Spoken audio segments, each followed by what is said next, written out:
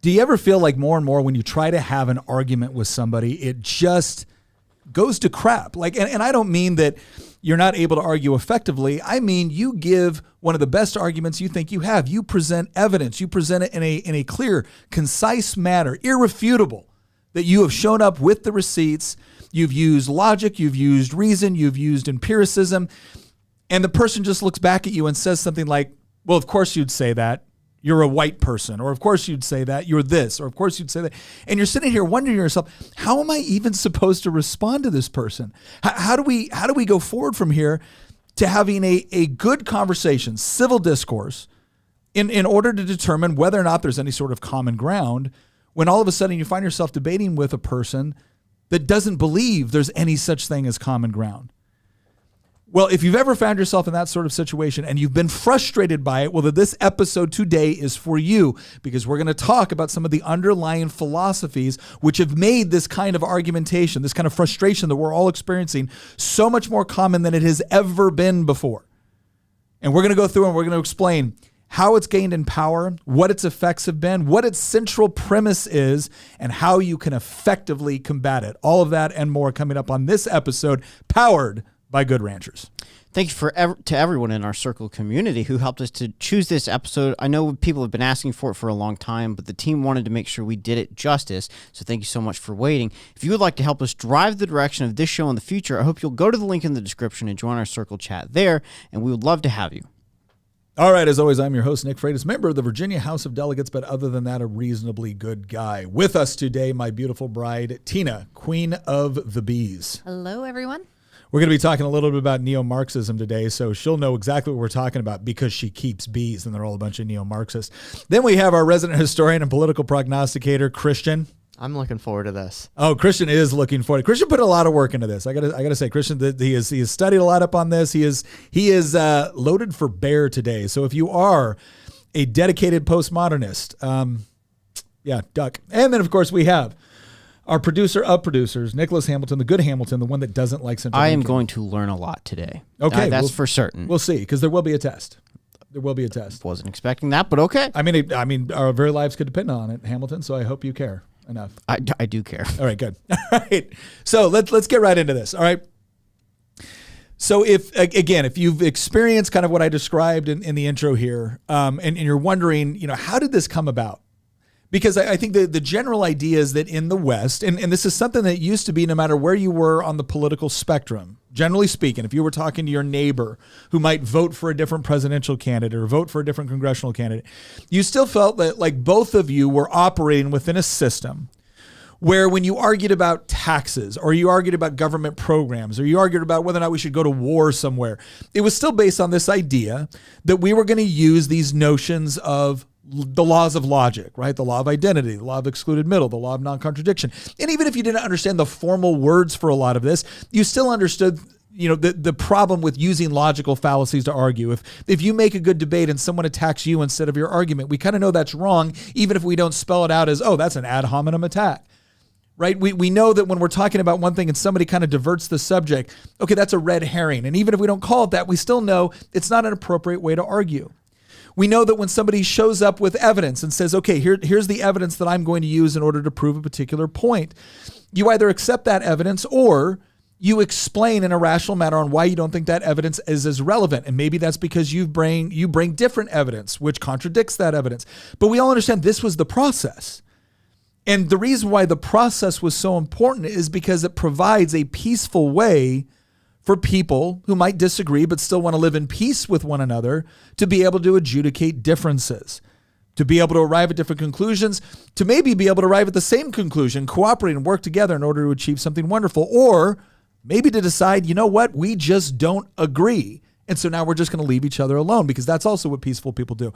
But more and more, that's not what we're seeing. So I want to give some examples that we kind of talked about on things that we're seeing. And the first one does have to do with the examples of argumentation just being devolved into absurdity. And I will say I'm still happy to see that oftentimes I can sit down with someone that disagrees with me. We have some people that regularly come up on the channel here in the chat, and we have discussions and we disagree, and we're able to go back and forth because there's those general rules in play. But more and more, we're all realizing that that's not the case for a lot of the people we discuss. When I say, hey, I believe that the tax rate should be this much, and somebody responds with, well, of course you'd say that, you're a white heterosexual male. And you're left wondering, what does any of that have to do with the argument I just made? And the response is, oh, well, if you don't know, I don't have to explain it to you. How is that an argument? Well, that's just because you're part of the oppressor class and the systems that you're relying upon were built in order to give you an advantage over the oppressed. And the moment you ask for evidence of that, they say you asking for evidence is proof that their conclusion is accurate. Right? It's this circular reasoning. But the moment you point out, well, now you're engaging in circular reasoning. What's the response then? Oh, so now you're relying upon these Western notions of logic, which have once again been set up by the oppressed to keep, by the oppressors to keep the oppressed down. That's one example. What was another one we talked about? Disintegration of identity in society. Yeah. So, most people, even if they're apolitical, know that something terrible has gone wrong within society in the last, 10, 20, 30 years. Think about, the epidemic of loneliness, the rise of depression, the rise of mental illnesses, the number of people that, feel shut off from the rest of the world. We're more interconnected than ever before because of our phones. Mm-hmm. But even though this has more computing power than, I was holding up my phone, by the way, for those that are just listening to us. Even though my phone has more computing power than, the computers that brought us to the moon in the 1960s, yeah, I have the sum of all human knowledge in my hand, and yet I feel more disconnected and alone and isolated from the world than ever before. So it's this weird paradox that even though you can speak to somebody literally in India or China in a matter of seconds, you feel more distant from your neighbor as a result. And social media has destroyed civil discourse. It's also completely destroyed the dating market. That's another component of this. So regardless of your age, regardless of your political affiliation, even many people on the center left also know that there's a huge problem within society. It was the Connecticut Senator Chris Murphy that he was mocked for doing this, in some ways rightfully so. He came out a couple of weeks ago and said, we need a federal program to address the epidemic of loneliness in this country. Well, and that actually speaks to... Everybody knows there's a problem. Yeah, everybody, regardless of where you fall on the political spectrum, people understand that there's a problem. The question is what is actually the root cause of it? And again, for someone like Senator Murphy, it was like, well, it's because we don't have a government program. If we had a government program, we'd cure loneliness. And I think that disintegration so when we look at social media, obviously we're using social media right now, and we believe we're using it for a good purpose and a useful purpose. So I always look at it as social media, like so many other things. These are tools. They are not in and of themselves moral or immoral. They're tools, and they can be used for moral or immoral purposes. They can also allow people to escape the sort of like interpersonal communications that would be considered more traditional, if now they feel that they can actually get at least a facsimile of that through the internet. Or even, and now even through AI generated conversation and AI generated companions and girlfriends. And I think part of this comes with, you can look at it and say, okay, did this help disintegrate society? And you could say, well, it provided an alternative for people that already wanted to separate themselves. It's worth noting that the internet and social media is just one component of many that have led to the disintegration of society. But the point is that one of the consequences of this topic that we're bringing up today has been the disintegration of society. It is not that the invention of the internet meant that, we're now, completely isolated from one another. That I think has contributed to it tremendously so, but it's one component of a larger collection of factors that have driven this social catastrophe that almost everybody recognizes that we're in right now. Mm-hmm. And ultimately, here's where I think this all comes together. Ultimately, it's not just the problem with political questions. It's not just the inability to engage with your neighbor when you're disagreeing on a political subject. It's not your inability to just, live and let live. That's not even allowed anymore. And it's not even that society is falling apart at the seams and disintegrating, and the traditional, social norms that have kept things running for thousands of years aren't working anymore. What it is if you piece it all together, ultimately it's been the deconstruction of meaning. So I think that, so there was a couple points. I mean, we've talked about kind of disintegration of argumentation. We've talked about disintegration of society. I think identity is another one that's critical. I think it used to be that people people had certain identity points that were a given. Some of those were rooted in faith. Some of those were rooted in your family. Some of those were rooted in, okay, I'm a man or I'm a woman. I'm an American, right? I'm a Virginian, right? Like these were things that were parts of your identity. And then other components of it would be things like based off of your skills or abilities or hobbies or profession or things like that. And I feel like we're at a point right now where people are questioning the fundamental nature of their identity in opposition to reality, in opposition to objective reality in a way they've never done before.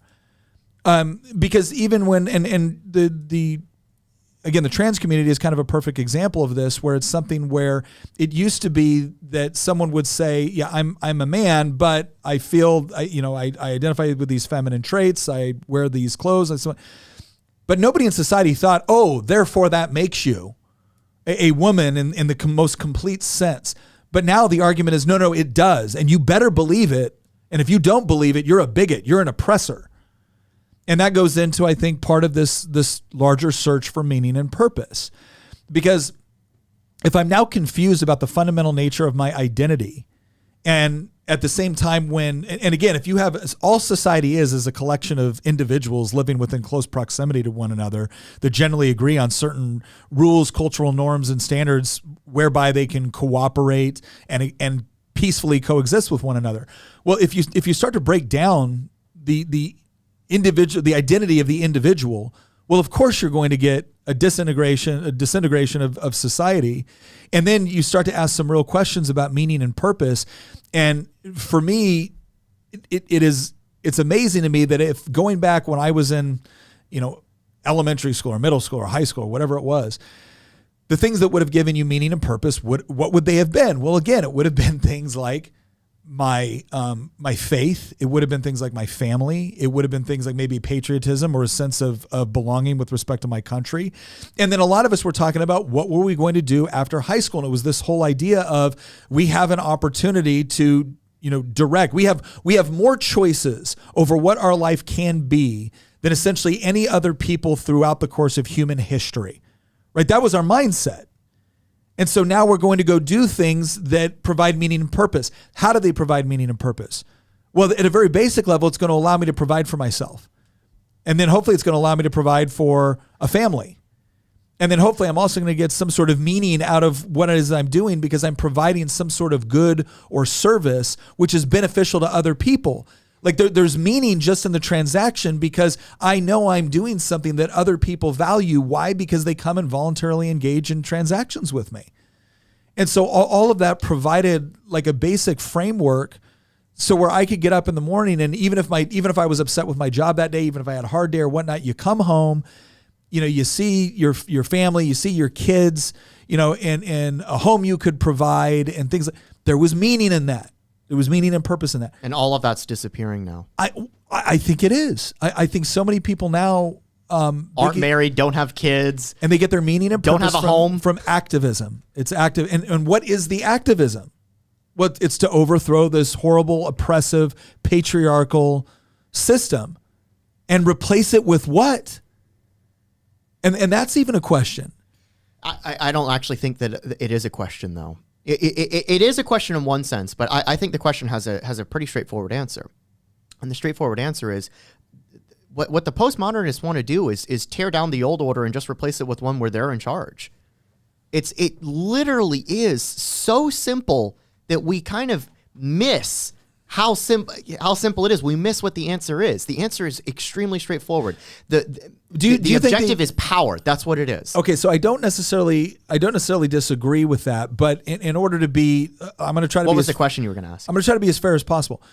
do you really think, I don't think they would be happy if all the cultural institutions and systems stayed in place. It's just that they were the CEOs and the president and the representatives and the police chiefs. You're missing I believe that you're missing the order in which these things need to take place. They would not be happy because they wouldn't be able to take power if all these institutions were still in place. They have to be torn down in order for them to achieve power. This is like saying, do we think that Lenin would have been happy or Stalin would have been happy with all the institutions of the Tsar still being in place? Lenin would have never taken power if the institutions of the Tsar were still in place. I agree with that, but what that leads my question. Okay, but see, that's what I'm asking, is that if you're going to, if the only way that you can actually achieve the sort of power that you want over society, and look, they're not hiding the ball here. Ibram X. Kendi went so far as to say you can't be anti-racist without being anti-capitalist. He believed that we needed this external department of anti-racism, which would not be elected and which would have complete legislative authority to overrule any local, state, or federal law which wasn't sufficiently anti-racist. I mean, you think about that. That's a form of authoritarianism. So that's what I mean. I agree with you that they want to overturn a lot of this. I think this is the whole, Gramsci march through the institutions for the purpose of either subverting, taking over, or destroying, or supplanting. The question is and I don't think this is a question they have a ready answer for, is, okay, what do you want to supplant it with? I think the neo-Marxists know, well, we're going to supplant it with the dictatorship of the proletariat, of course. We'll all own everything in common, and we will make these all decisions through democratic, processes. And it's like, yeah, okay. But that's the part that I think is that I don't know what it looks like. This is actually where, at some point, maybe in the future, we'll actually do an episode on this, not anytime soon, because it would require a lot of research. But this is where a lot of the neo-reactionaries, I think, actually have a point.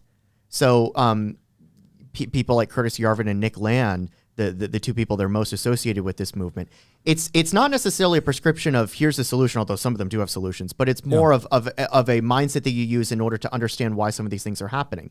And the neo-reactionaries would tell you that these institutions, you can call them I think Yarvin calls it the cathedral. A lot of people call it the Leviathan. I like the word Leviathan. But the point is that these things always move to the left, right? Mm-hmm. And the reason that they always move to the left is because, quite frankly, the left has constructed a coalition whose dependence for power relies on tearing down these institutions. Mm-hmm. It's not just because they think that these institutions are patriarchal or upholding white supremacy or anything like that. It's that they have to be torn down in order for their coalition to work, because they have built their coalition off of people whose the whole way that they obtain power is by going to people and say, vote for us and we will give you political power that you otherwise would not have. This is why, quite frankly, the worse off a person or a group acts, the more the left loves them. Yeah.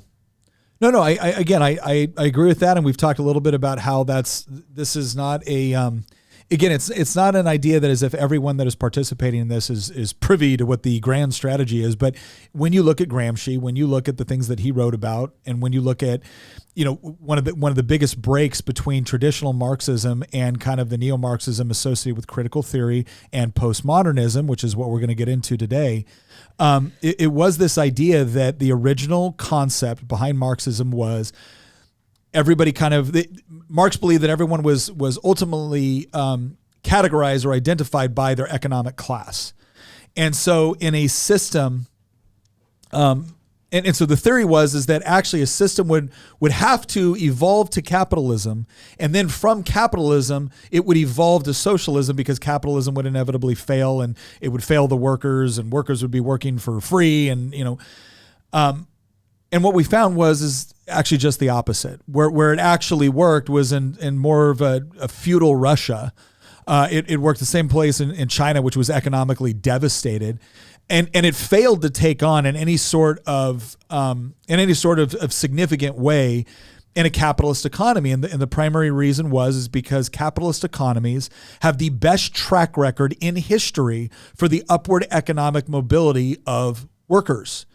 And socialists will sit there and just scoff at this, like, okay, show me an alternative. Show me an alternative system that has been better for workers. Because last time I checked, there aren't a whole lot of laborers in southern Florida getting onto rafts trying to make it to the socialist utopia of Cuba. right? There weren't a lot of laborers in West Germany desperately trying to get into East Germany, right? That just wasn't the case. The opposite has always been true. And so if you're comparing it to some sort of utopia that doesn't exist and has never existed, okay, great, fair critique. But if you're comparing it to, I don't know, reality, well, then this is the reality that has actually produced the best results for workers, for laborers, for anybody seeking an opportunity to be able to increase their economic status or power, regardless of, say, their birth or their race or their sex. But in a situation like Tsarist Russia, where you were absolutely prevented from being able to rise above your station, Marxism was relatively successful. So what they found is that, and this is what Gramsci essentially was talking about in Italy in the 30s, was this isn't working because actually the laborer's condition is a whole lot better in these situations than it is in these ones. And so they're not convinced.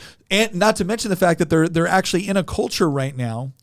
And this is one of the things that National Socialists like Mussolini also recognized, is that a factory worker in Rome, Italy, had far more in common with the owner of that factory than he did with a worker of similar status in Beijing, China.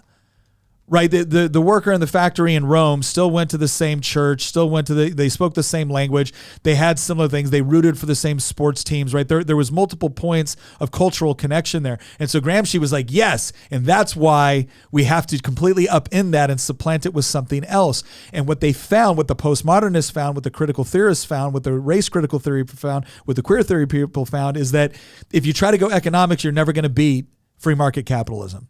But if you challenge identity, if you challenge race, well, now you can do two things. One, you can find justifiable points within history where you can point at those same countries and say, look at the evil things they did. Now, in order to do this from an intellectually honest standpoint, you would have to bring up the fact that these are global phenomenons, not Western phenomenons or capitalist phenomenons, but they don't do that, right? They make it out like, no, this is a unique feature of this system. And now you are not going to be identified as an individual. You're not going to be identified by your ability to, right? No. You're identified as part of a group. And the question is, and this is what we're going to move into with the discussion of postmodernism, is how did we get there? But the most important question you need to ask right now is, how are you going to get steak on your table? That was great. How are you going to get steak on your table? I'll tell you how you're going to get it. You're going to get it through good old free market capitalism. And Good Ranchers is here for you, because they're going to make sure that not only are you getting quality steak, poultry, and seafood, but it's going to be delivered to your door, because gosh dang it, that's what we demand in a first world capitalist country, right? That's the sort of power we can command within the marketplace. So you're going to make sure that you are not dependent upon supply chains that aren't controlled by our country, aren't controlled by a company you don't trust. With Good Ranchers, you're going to get American-raised beef, poultry, you're going to get seafood, you're going to get all of that delivered directly to your door. They've got a number of packages that you can use. And if you go to the link in our page and you use promo code Nick, you can not only get some of the best quality meat you will ever taste, but you're going to get it for $30 off and with free shipping. That's right. Why? Because America. That's why. All right. That was such a great ad segue. I was wondering how he was going to do it. I was over here going, you know what socialists don't have? Me. I was waiting for Nick to be like, yeah, and you know, when the socialists took over, what they found out was that they had shortages of everything. And you know, one of the biggest things they had shortage of was meat. I was waiting for you to say that, but no, that was a great ad segue. I think people are laughing in the chat too. You've done such a great job. No, we love Good Ranchers for coming on. So I will say this.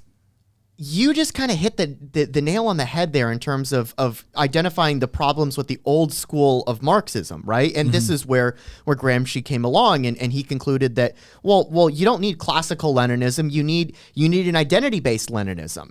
And yeah. That in many ways, he kind of sowed the seeds for what became the postmodernist movement. And the reason that this is so important, and I mean, the reason that we're doing an episode on this is because, quite frankly, a lot of people know what the symptoms of the problem are. They're going out there and, you know, in their lives, and they're seeing like there's something, like I said at the beginning of this episode, something has gone horribly wrong. Something has gone wrong with society. I see it, but I don't know what the cause of this problem is.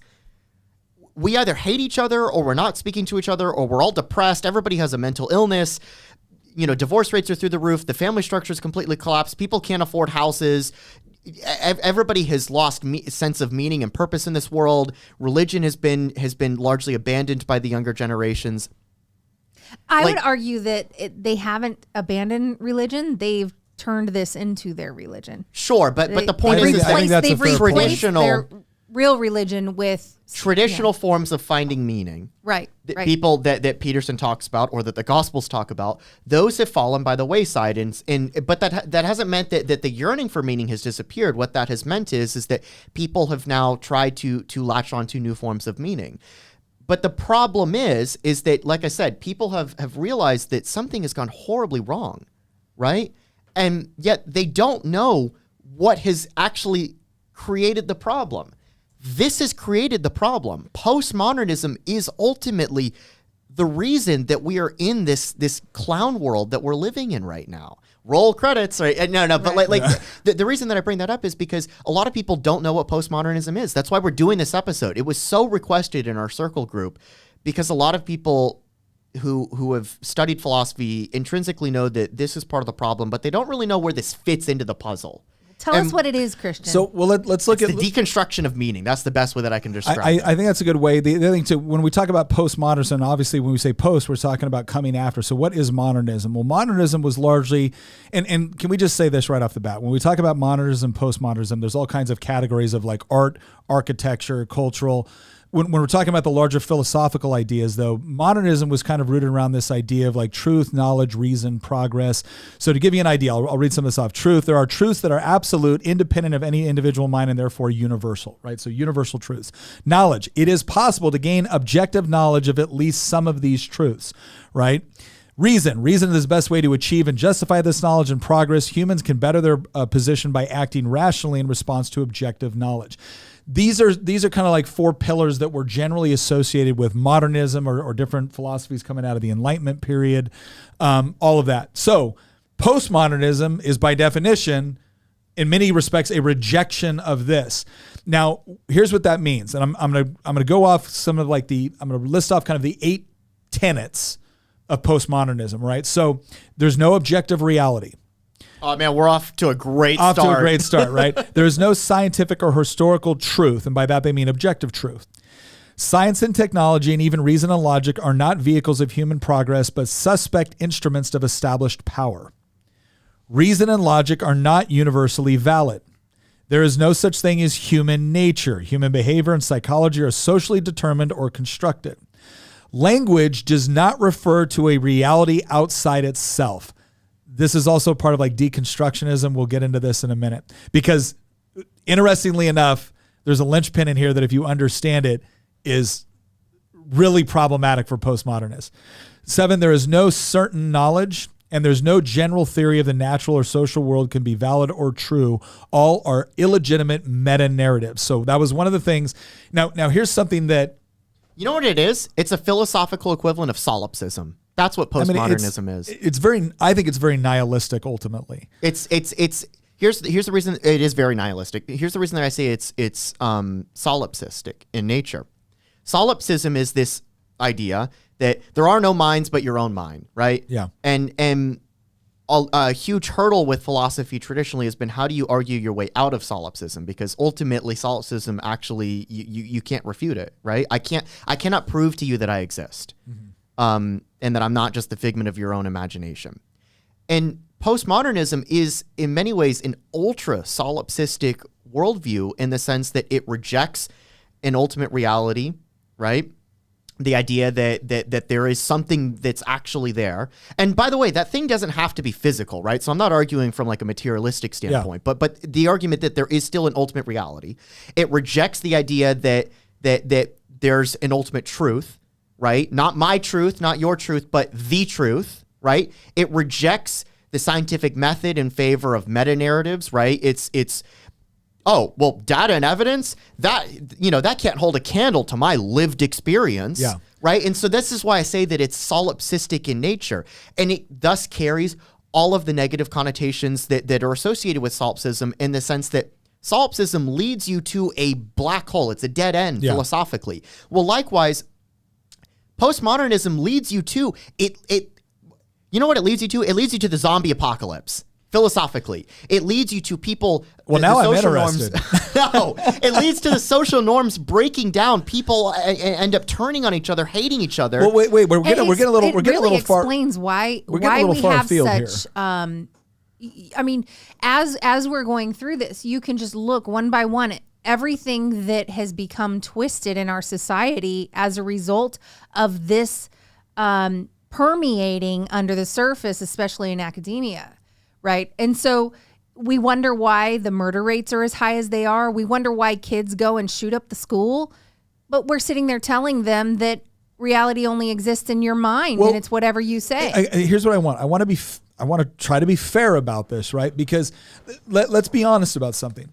If this were just as on the face absurd and stupid as it kind of, I think, appears to someone that believes the way that we do, it probably wouldn't have gained in popularity to the extent that it has. So we have to ask ourselves the question, why would certain things which seem so like on its face false, why would it have gained in popularity?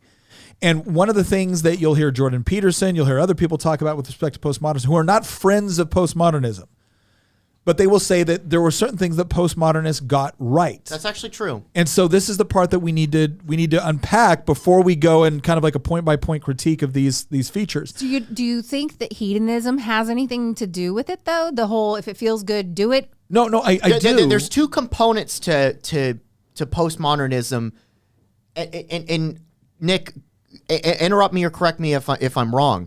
I think that what you're saying is that there's a side of postmodernism that is, there's a video that I actually showed you a few months ago where this guy tried to say there's the old French philosopher postmodernism, and then there's the political activist radical postmodernism. The old philosophical French postmodernism also had problems, but to be fair, to give the devil its due, they were trying to identify legitimate critiques that you could make. So an example could be, trying to identify a way that, addressing a problem from this standpoint might not work for somebody that's disabled, right? And so critiquing some of these intrinsic, beliefs that people might immediately come to can in some ways have uses, right? When you're trying to think about things from a perspective that you might not usually think about. And I think that's what some of these old French philosophers within postmodernism were trying to do. The problem is that they went way too far with it. It makes sense to question authority to a degree, but there's a difference between questioning authority and rejecting reality. Right? No, I agree. And correct me if I'm wrong. No. I think that's there. Here's what I'll say. What I think many postmodernists were looking at was the fact that at the same time that, let's just say the West, because this really has become a critique of Western thought and systems of thought. At the same time that was going on, the postmodernists, who we're going to talk about it later, but it's like Lyotard, Foucault, Derrida, like all these people, they were very far on the left. They were all sympathetic toward Marx on some level or another. They were all fairly hostile toward traditional like Christianity, fairly hostile toward free market capitalism. And so if you look at it from that lens, right, and you're saying, okay, well, the West is talking about how great they are because look at this, they're rich and they're powerful, but they've got all these colonial powers. Oh, capitalism's working great. Is it working great for your colony over there that's suffering? Oh, yeah, American capitalism's working great. Is it working for the people that are not allowed to sit at certain lunch tables or drink from certain water fountains based off of the color of their skin?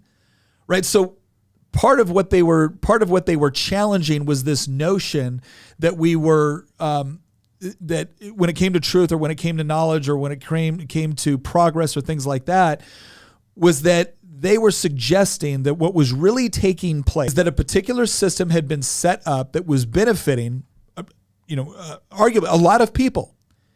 And therefore, that was the best system. And they were coming back, well, wait a second, there's problems over here, there's problems over here. What about this over here? What about this poverty? What about that? You're really telling me that, you're living, and you see this, right? You see this argument replicated in the United States all the time. You'll talk about how wealthy the United States is. Oh, really? You're going to say the United States is wealthy when there's kids going to bed hungry at night in this country? Again, it's one of those things where it's like, okay, well, wait a second, two things can be true at once. But what I think they did, the line that they crossed was, rather than taking something as a fair critique and wondering like, okay, do you believe that because it's advantageous to you, or do you believe it because it's true? Because after all, there's an infinite amount of possible interpretations of a particular piece of data. And now that's not wrong. There is. You can theoretically have an infinite amount of interpretations on why something happened. That doesn't mean that all interpretations are equal. That doesn't mean that all interpretations are actually going to get you the closest to the reality of what actually happened. But their statement was essentially that since we're not God, and since you can't possibly know what is absolutely 100%, the complete comprehensive truth of a particular situation, since you are by necessity motivated by the institutions, by your own experiences, by culture in general, what you call as truth is merely your perception of it based off of your own experiences. Well, again, it is a fair critique to say that, yes, we are all limited on some level by our own knowledge, experiences, and how we interpret reality. That doesn't mean we can't come to really good conclusions about things that work and things that don't. But if you think about this through the lens of someone that is potentially politically motivated by, again, wanting a particular political outcome, wanting a particular social outcome, this becomes an incredibly easy argument to make for two reasons. One, if you're comparing society now based off of some sort of utopia that's never existed, you've always got an ample source of failures and critiques that you can point to. Secondly, if there's no such thing as objective truth, right? If there's no such, well, then who gets to create reality? This is why I said earlier that ultimately what these people want is power. It's a pursuit of power. And when you brought up, well, I don't, and it's a fair point, right? When you brought up, well, I don't think that some of these people would have just been comfortable being the CEO, right, of the corporation. They want to tear down the corporation, right? Or I don't think that these people would have, would be comfortable ruling a federal republic of 50 co-equal states, right? Mm-hmm. They want to fundamentally change the political, social, cultural, economic structures of this country, of the West in general, of the world. And the reason why is because they think that these social, political, cultural, economic, societal institutions are inherently bad for all of the reasons that we've just talked about. I concede that point, and you're totally right. But in order to obtain power in the first place, these things, it's almost like it's a convenience that, yes, we want to tear down these things. And I'm convinced that they want to tear down these things because they genuinely want to tear them down, not just because it also facilitates their acquisition of power. But it is a fact that by tearing down these things, they're able to obtain power as well. The problem that it's a mutually harmonious process on both sides. The problem is the postmodernism is only useful for tearing something down. I don't think it's useful for building anything. It can ask questions. It can never provide answers. In fact, by definition, it cannot provide answers. Because the moment it does, it's engaged. Well, and okay, now, so let's go through these 8 steps right here. Because again, and we got this off of the Encyclopedia Britannica with respect to what is postmodernism. But what you're going to see is when you go and you look at other things, you're going to find a great deal of similarity. There's going to be some people put more emphasis on one thing, or maybe don't agree with this, or agree with this over here. But among the kind of the wide swath that is postmodernism, you find these 8 tenets existing. So the first one is there is no objective reality. Like I love that one. I love that. I like. That's why I said we're off to a great start. So when you think about that there is no objective reality, then my question is that okay? Then how do I know I'm reading this? How do I know that anything this postmodernist has just told me actually even exists? Like how do I know? This is why it's self-defeating from point one. Yeah, this is if you really believe them, you'll just stop reading. I mean, if you really believe what they're saying, or if they really believe what they're saying, they won't even make an argument for it. So I was in an English class when I was in college. And again, I went through college in my 30s. I cannot believe that this is actually like when I saw the 8 points. I can't believe they left it up here. I was waiting for somebody like Brian Betts, somebody on the left in the chat to be like, Nick, you're lying. You just made up all these points yourself. Listen. We got these. Well, listen, I'm going to say this right now. Like, I actually think I'm really glad Brian comes on and watches, and I'm glad he engages, because I don't think Brian, I think, is on the left. I don't think he's a postmodernist, which means we can have conversations back and forth, and we can evaluate things based off of evidence and logic, and I really appreciate that. But so my here's point is that it's yeah, I can't believe they're still saying this is what it is so loudly. Like, I'm waiting for the Wikipedia page to change and be like, postmodernism means anti-racism, and if you disagree with postmodernism, you're a horrible or even better, racist. A few more years down the road, they're going to say postmodernism is a term that the far right throws out in order. Yeah, that's exactly what they're going to do. So let's look at this. So the no objective reality actually creates a real problem for anybody that's trying to put forward not just an idea for how society should exist, but it actually creates a problem from the get-go. The moment you say there's no objective reality, it's like, okay, well, I'm gone. Like, I'm going to leave now, because what's the point of staying if none of this is objective reality? The second thing is there's no scientific or historical truth or objective truth. Now, I already heard somebody say it in the comments. We're going to say it again just to make sure everyone understands. The moment someone says there's no such thing as objective truth, the question you need to ask them is that statement true?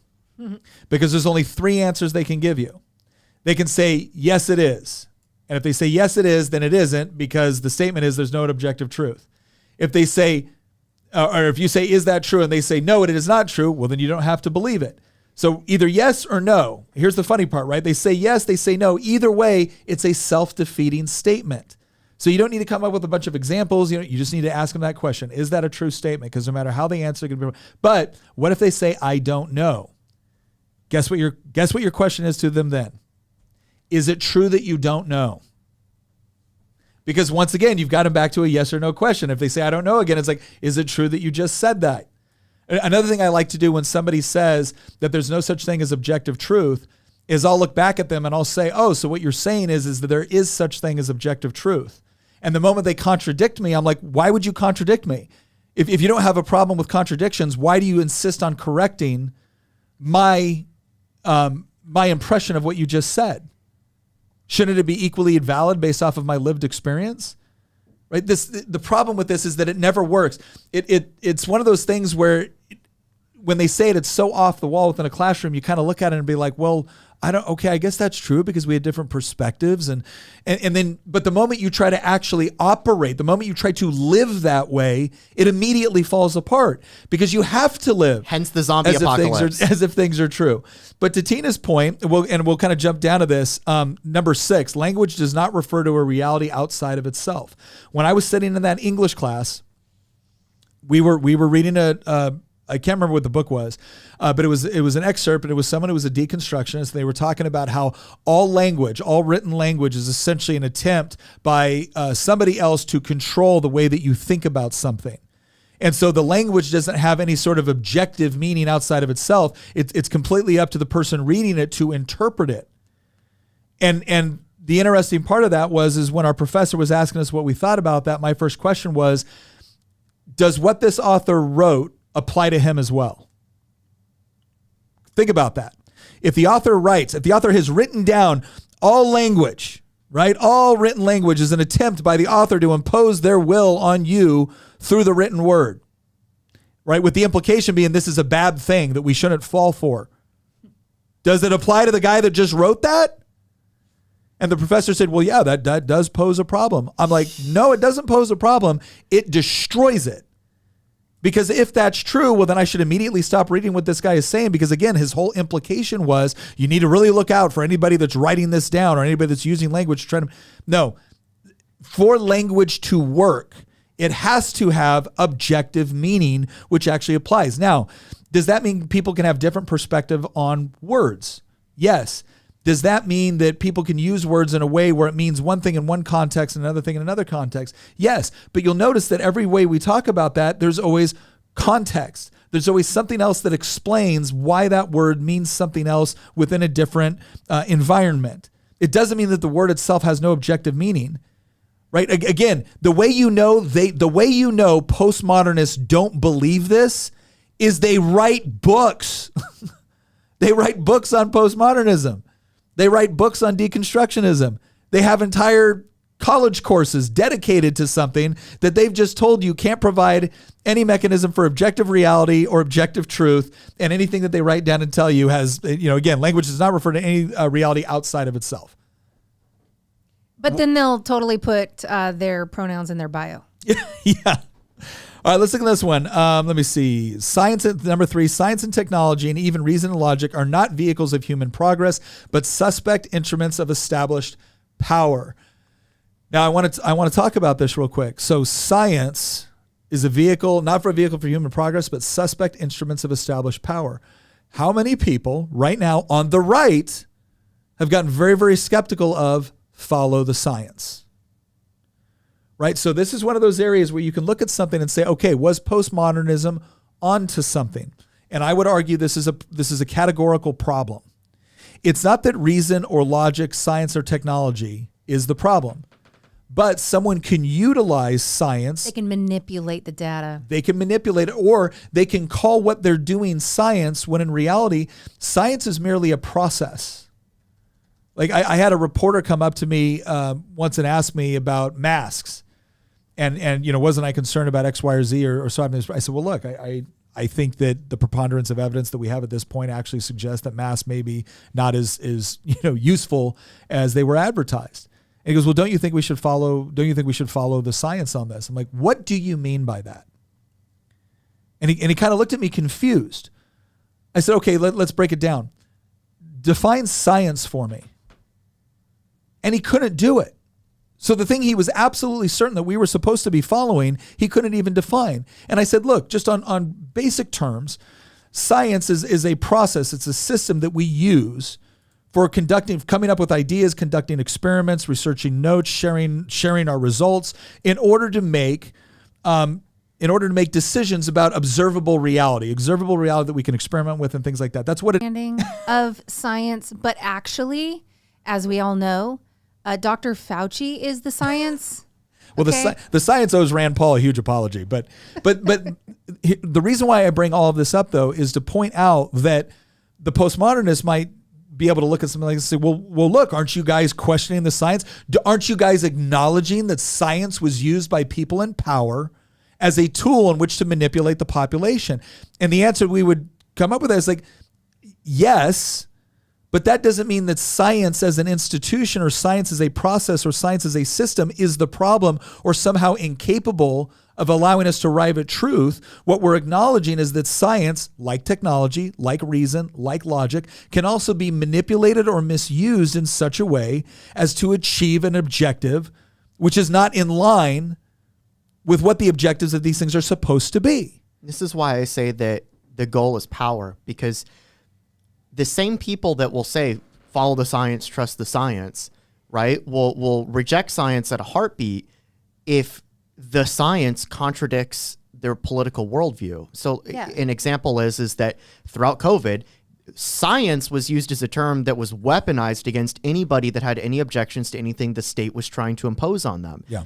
But then the second that the science comes along and suggests, oh, there's real biological differences between men and women, and by allowing biological men to compete in women's sports, we are placing women at a competitive disadvantage that the average woman will never be able to overcome because of the, again, biological differences between men and women related to things like bone structure and stuff like that. Suddenly, the science is now a tool of the, cisgender, heteronormative, white patriarchy. You can apply the same thing to when life begins.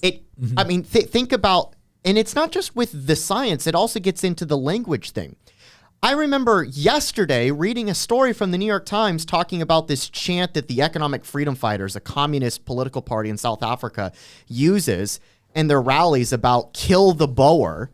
Literally, kill the Boer is there was a video that somebody took, and it's like made the rounds on Twitter of them chanting this.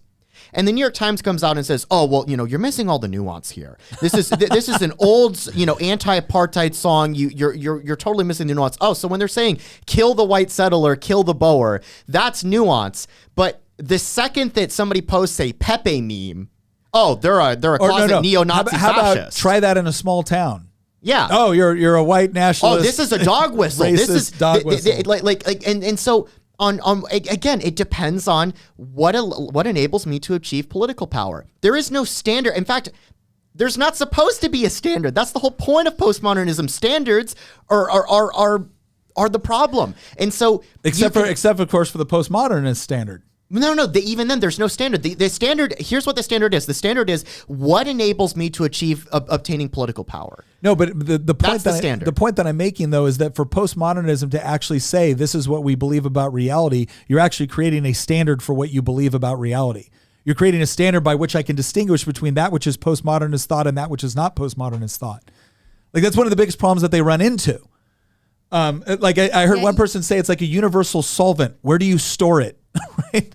All right. Yeah. Question right here from Lego Spartan. If people these days can't agree on what is truth, what science matters, and what language to use, how do we have effective communication and education without dissolving into madness? We don't. We don't. That's why I said zombie apocalypse. This is one of the things that's really important to remember about this. This is why when you look at a lot of this philosophy, again, whenever you see a philosophy that is great at critiquing but totally useless with respect to building, you know you have a problem.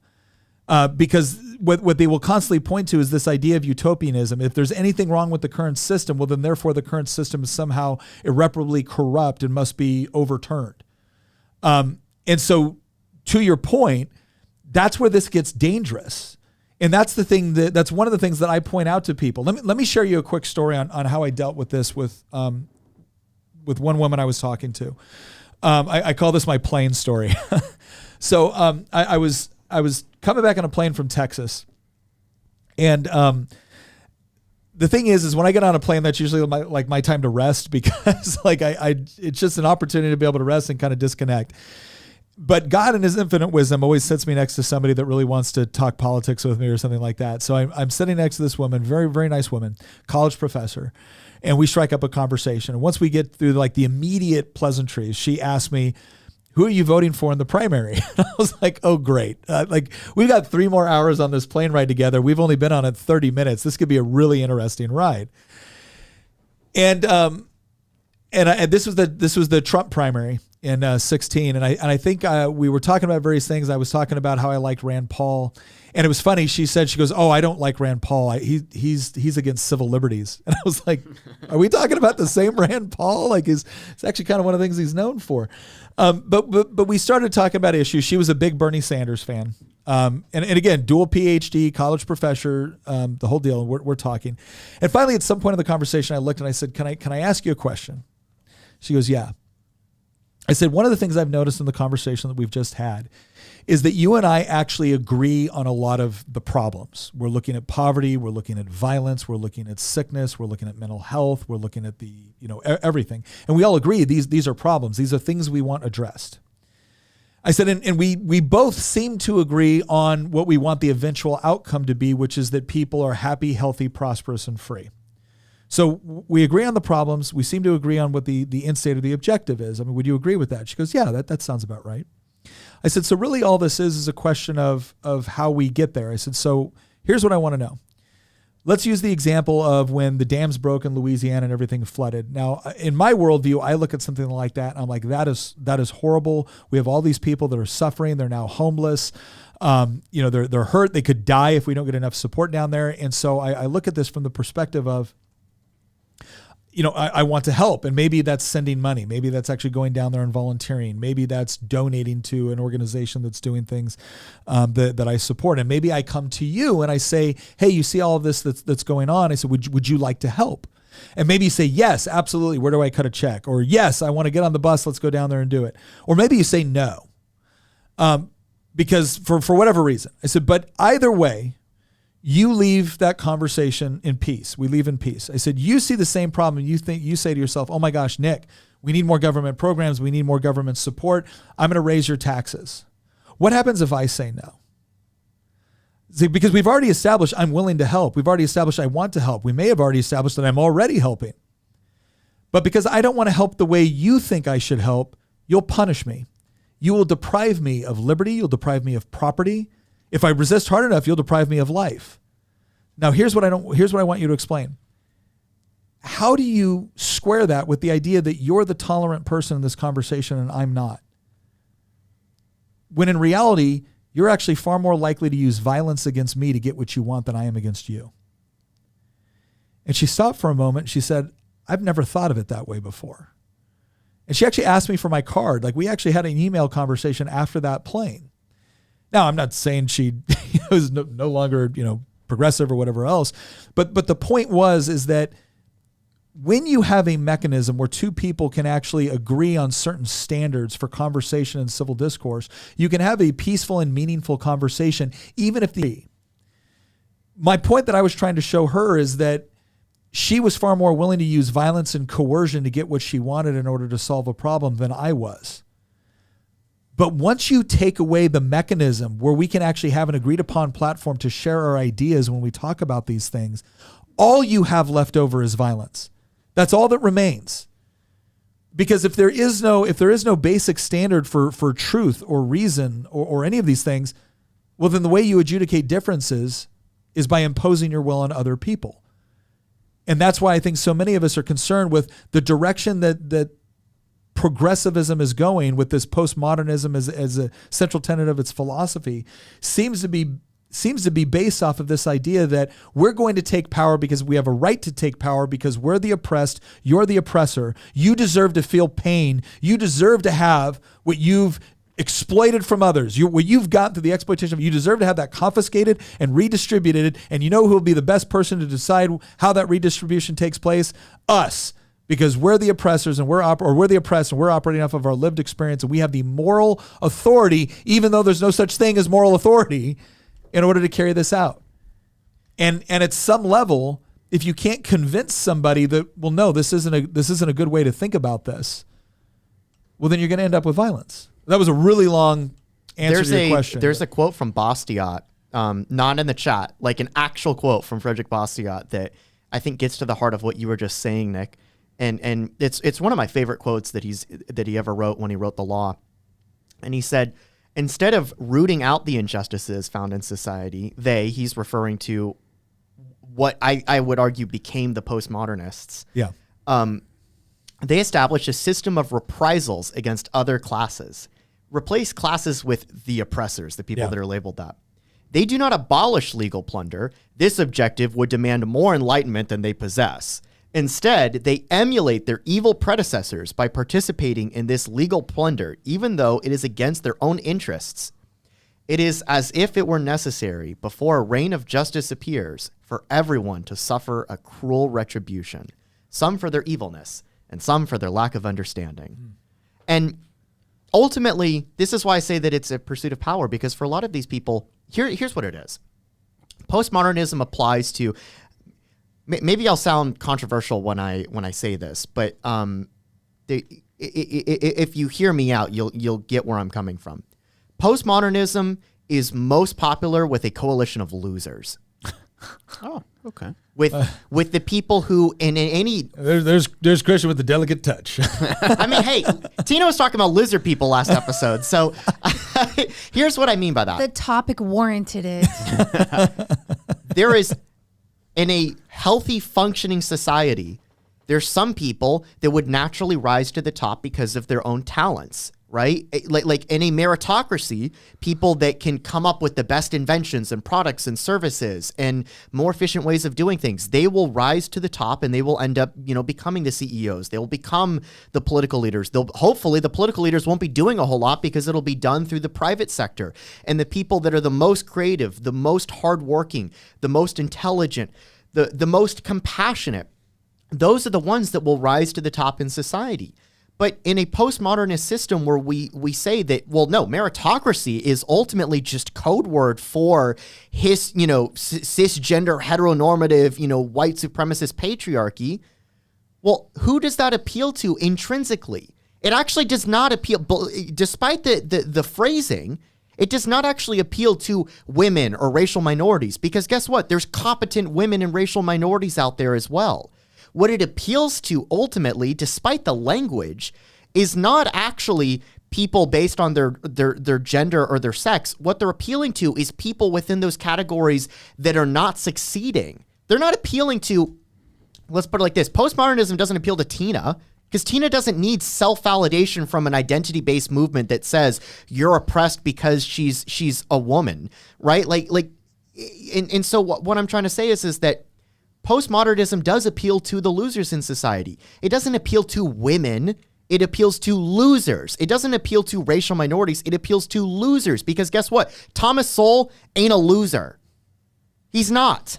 The guy's far more intelligent than I am, and guess what? He's not white. We've already established what Thomas Sowell Right? is. Thomas Sowell is a national treasure that's not allowed to die. So there you have it. Christian says that postmodernism is for losers. It is. It's an ideology How do you that even argue with appeals that? to losers in society and then tells them, Okay, give us political power and you won't be a loser. You will have status. Let's try to break this down in a less pejorative nature. All right. No, let's just skip to what Hamilton Okay. Yeah. has to say. We got a question here. Okay. Quick reminder for everyone, if you do have a question, please start your comment with question so that we can quickly identify it and not miss it. The chat is quite lively today. But we have a question from Intensive Care Bear on the MTA channel. I know all of our audio listeners are probably like, where are all these names coming from? Join the live stream and you'll know. She says, if the goal is power, why do they need to deny truth? There are a multitude of philosophies that seek power that do not deny reality. No, that's a great question. And obviously people, you're absolutely right. You don't need to deny truth in order to achieve power. In fact, I would argue that it's ultimately a horrible way to do it. But if we look kind of the Gramsci way of looking at society, it's not that they've ultimately given up on truth. They obviously believe it is true that postmodernism explains, things about reality. They obviously believe it is true that they should be the ones in power. They believe it is true that there are oppressors. So they don't deny it with respect to how they actually live and behave and act. They selectively deny it through the course of argumentation when it suits their purposes. I can't tell you how many times I've been in an argument with someone when they think facts, evidence, and logic are on their side, baby, they bring it. Right. And then when it gets destroyed, all of a sudden I'm a white, male, patriarchal, sexist. So it's not that they have fundamentally denied truth. They selectively deny it when it actually suits their needs. And then they pick it up the moment they think it is actually beneficial to them. Which is again. wildly dishonest. Because it's impossible to live. It is impossible to live if you believe that there's no such thing as objective truth. There's another question from someone on the MTA channel, and I'd like to summarize the question and ask it a little bit more broadly. But have you seen any postmodernist ideologies or philosophies play out in marriage nowadays? Well, I think one of the Not in things our marriage. I think one of the things that's important to understand is twofold here. One, postmodernism has I think greatly influenced the way younger people think about the institution of marriage, because the way we think about the institution of marriage is based off of not only biblical theology, but also, what we could call traditions associated with that.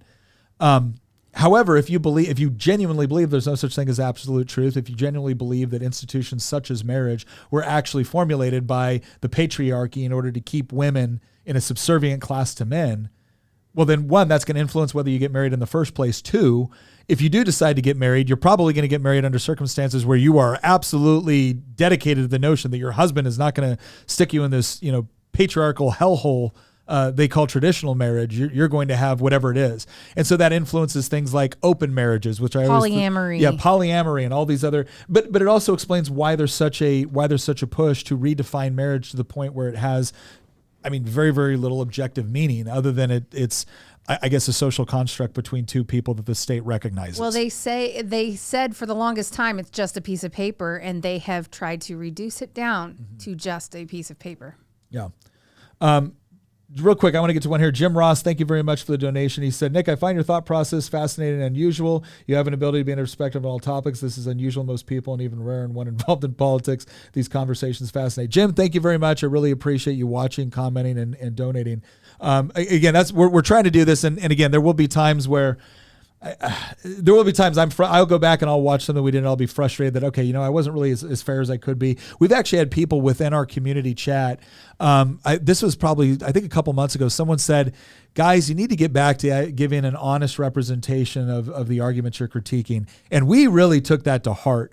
So I really appreciate the comment, and hopefully we are doing a good job here. I mean, I probably wasn't when I said that the left has assembled a coalition of losers, but well, let me get back to that because I did want to answer that. I think that's pretty dang honest. Okay, let me play devil's advocate. I win. Tina's on my side. let me. Well, somebody in the comment did have a question. They asked whether or not Tina was actually a part of the lizard people. I'll get to the bottom of that later. Anyway. Oh, that sounded weird. So here's what we're gonna say. Here's what I'm gonna say. All right, let's not use the pejorative term losers. Sure. Let's do another one. Because Outcasts? how about we say this? Because this is how the postmodernists would argue. They're like, no, we're not the coalition of losers. We're the coalition of the people that have been oppressed by the current system. But who gets to define oppressed? I'm going to get to that if you just stop for a second there. Jeez, Haas. All right. He's going into straight Viking mode. All right. Has anybody seen the AI version of Christian? We're going to show the AI version of Christian at one point. All right, listen. In this episode. Anyways, the postmodernists would say, no, what we're doing is we're helping people that have been disaffected by the current system to understand that it's not their fault that they've been disaffected by the current system. It was actually built up in order to hold them down. Now think about this. If you're viewing that theory or that idea through the lens of someone that was legitimately oppressed, again, you could talk about slavery in the West. You can look at that and be like, I can understand why they would find that a very appealing theory because it's not so esoteric at this point. Now it's something where, no, there's a law on the books which says I can be reduced to chattel slavery. This system is not working for me. What I find so interesting about Frederick Douglass is Frederick Douglass wrote it was like a letter to the, I forgot what it was, but basically it was how the slave sees the 4th of July. What to a slave is the 4th of July. Yeah, what to a slave is the 4th of July. The left loves that speech. Because they misunderstand it. And what he was doing there, because they think Frederick Douglass was showing what a sham the American founding was. And that isn't what he was doing. What he was actually doing is like, you guys are not living up to your own values. He was able to use the values enshrined within the Declaration of Independence in order to point to Americans and say, how can you say you believe this when this is going on? That's the exact opposite of postmodern. He was not at all a postmodernist. He was an idealist in the American sense. So the point that I'm trying to say here is that if you're someone that found themselves in a situation through no fault of your own and through some cases through legal codes at a disadvantage within society, well, then somebody coming and presenting to you a worldview which demonstrates that everything that people are using, even inappropriately or inaccurately using, to hold you down is not justifiable. And it's not justifiable because it's holding you down. And it's not justifiable because there's no such thing as objective truth. The problem with it is that, again, it's a universal solvent. Where do you keep it, right? It disintegrates everything. Because if there is no objective truth, then what's the problem with oppressing people? That's such a great analogy. I just realized that is such a great analogy, Nick, when you said it's a universal solvent. It dissolves everything. Yeah. Hang on. Yeah. Because that gets to what we were talking about earlier in the show, right? That like the clown world that we're living in, everything's disintegrated. Yeah.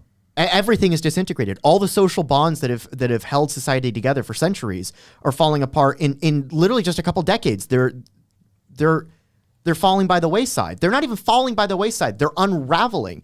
It's because postmodernism is a universal solvent. That's it even that's the funny disintegrates thing. itself. You know what's funny? Right. Postmodernism in some ways works. It's a universal solvent that works. Yeah. That's what makes it so bad. It's not that it doesn't work. It's that it does work. Yeah. If the purpose of something is to actually destroy or disintegrate, and it does a good job destroying or disintegrating, then it's fulfilling its purpose. Now, okay, Bastiat asked a question. He goes, doesn't critical theory position the intellectual well in regards to postmodernism? Well, yeah, I think critical theory is heavily influenced by postmodernism because one of the things that postmodernism does, and let me see if I can find a thing on here. Okay. Okay, here we go. There's no such thing as human nature. Human behavior and psychology are socially determined or constructed, right? That's point 5. Now, look at what critical theorists have to say about institutions, what they have to say about ideas of equality or things like that. They're saying that human behavior and psychology is socially determined or constructed. They're also saying that all of these different systems that we use in order to try to achieve equality are not only failing to achieve it, but we're actually set up for the purpose of only giving you the illusion of equality while they actually oppressed you. And so when you ask them, well, how do you know that's true, or can you provide the evidence? The evidence that they will oftentimes provide will go into this whole idea of lived experience. And the moment you say, okay, well, I understand you might have lived experience, and that might be what we call anecdotal, but do you have any like objective figures that both of us can look at and analyze? The moment you do that, they will then come out and say, see, you're trying to rely on the system that's been used to oppress. It's like, okay, well, wait a second. There's nothing inherently oppressive about reality or logic or science, unless, of course, you just find reality oppressive, right? Because it obviously does have rules for which you cannot escape. But to suggest that there's no objective data that both of us can look at and come to conclusion, to suggest that the only opinion that matters is the lived experience of the person that claims oppressed status. Okay, again, you've created a situation where your opinions, your thoughts, your ideas are unfalsifiable. There's no mechanism where we can test whether or not they're true. And the moment I ask for that test, you accuse me of using systems of oppression. So it's this circular pattern. They make a truth claim. You question the truth claim, asking for evidence. They tell you that asking for evidence violates their idea that it's their lived experience. You ask them for, this is your lived experience, but is there any sort of objective, but logic dictates there be some sort of objective data that we can both look at together. Logic is nothing more than a system of the oppressor. And then we go right back to, now you have to believe my truth claim or you're an oppressor. However, you can't flip the entire thing on them and use exactly the same method back on them. No. They will immediately point back to logic. Yeah. What they, at that point, they won't necessarily point back to logic. They'll point to your status they'll point to your group status. Your group status as a white whatever, or as a heterosexual whatever, or as a male whatever. That puts you in an oppressor status. This is one of the reasons why I was speaking to a group of concerned parents once, and they were talking about all the stuff that's going on within the classroom. And there was one instance where even Bill Maher brought up the fact that there was a classroom in California where something like 20% of the kids identified as transgender. And he goes, I'm sorry, there's no statistical way that's possible when we look at civilization as a whole. And all these parents kind of gasp that, oh my gosh, I can't believe this happened. I'm like, I'm surprised it's not happening at larger numbers, because if you tell someone that you're an oppressor by virtue of your skin color, your sexual orientation, and your biological sex, if I tell you you're an oppressor by these things, and Christian has one of the best lines here. He goes, this is the concept of original sin just without any redemption, right? Like, if the only way you can move yourself from the oppressor category into the oppressed category, which is the morally superior category in here, you have to claim something. Well, you can't change. We haven't gotten to a point yet where you can change your race, right? We're going to move in that direction eventually. Yeah, but you can change your sexual orientation. Rachel Dolezal did her. Well, actually, we might not, because the left has a large enough pool of people that they can try to use this playbook with, because America is a very racially diverse country. So there's no need to have transracial people. Now, this will fall apart if we see, as we see in current polling, that younger black voters are becoming more conservative, not overwhelmingly so, right? But it's gone from like 90% Democrat to like 85. Well, then they're going to be accused of white supremacy, just like our Lieutenant Governor Winsome Sears was accused of being the black face of white supremacy. Same thing with Hispanics. Hispanics have actually moved even much further. And so what you're probably going to see, actually, if we move into this post-racial divide, because a decade ago it seemed like that America was dividing itself purely along racial lines, and while that is definitely still the case to some degree, like, race will never be discarded as a card that the left will play, again, for all these purposes. But if you do see racial depolarization, you're only going to see it be replaced with the trans stuff being pushed even harder, because unlike race, it's so much easier to convince somebody that, again, they're a different gender, or that they're suffering from gender dysphoria, or whatever it is. Or they and just then have, immediately they have a different sexual orientation. or since it's a spectrum, whatever, whatever it is, it's so much easier to convince somebody that they're now, and if you're anything other than just straight heterosexual, you're immediately oppressed, right? Yeah. And so it's so much easier to do that. This is honestly part of the reason why, in some ways, it's actually a good thing, because it's better. If you're going to have society disintegrate, it would be better if it didn't disintegrate off of purely racial lines, because it gets very, very ugly when that happens. I think they also, again, I think if the ultimate goal here, because nobody actually believes postmodernism to the extent that they live their lives by it. Nobody, right? So the question is, it's a useful tool in order to get power. So here's my question: is it useful to have a system where, a person that might be ideologically aligned with you politically, or willing to contribute to your efforts to achieve power, can move from oppressor class to oppressor to oppressed class? Yes. Do you have the same benefit with respect to seeking power if you allow them to move into an oppressed class which is already occupied by somebody else? No. All right. So that's why when it comes to the sexual orientation side, the sky's kind of the limit.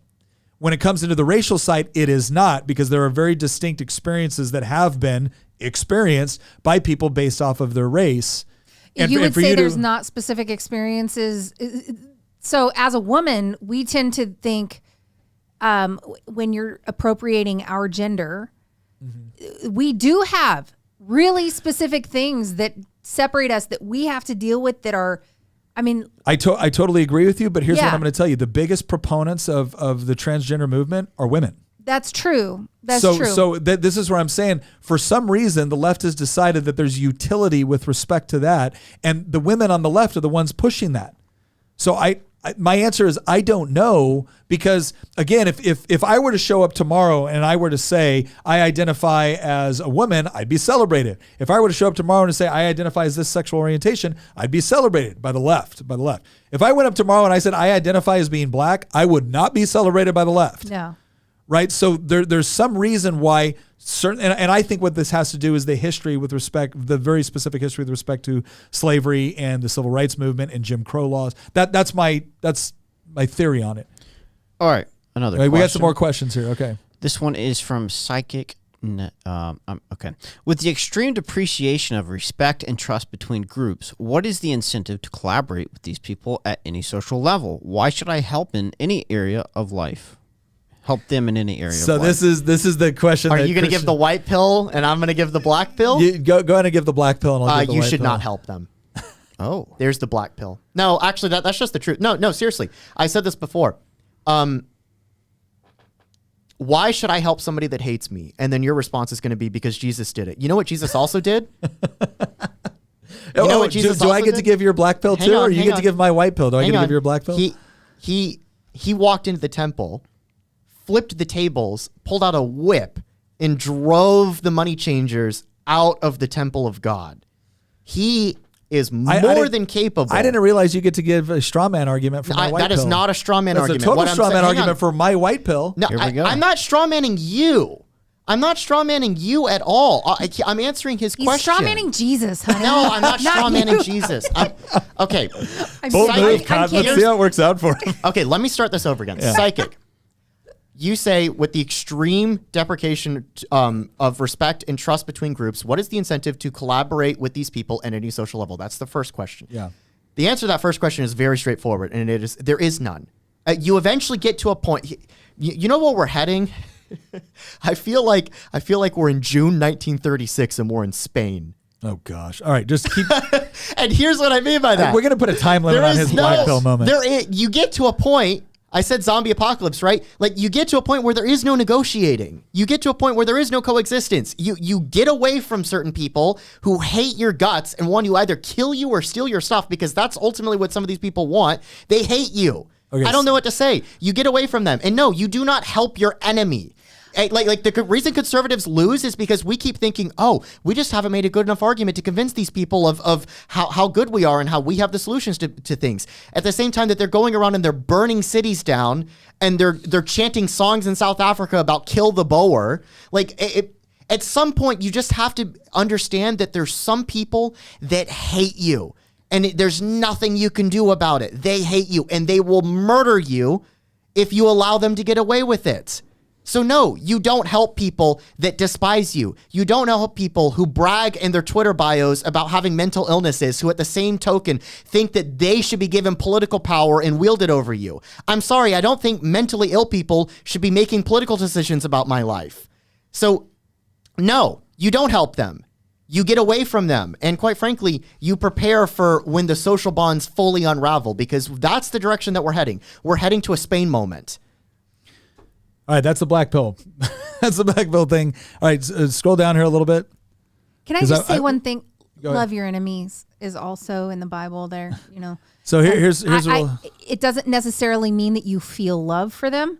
It's that you show love to them. And that doesn't mean that you're helping them along in their pathway into a complete derailment. It's that insofar as it depends on you, if you do come across them in dire need, if their house is burning down, you help them put their house out. I mean, you're showing acts of love in that way.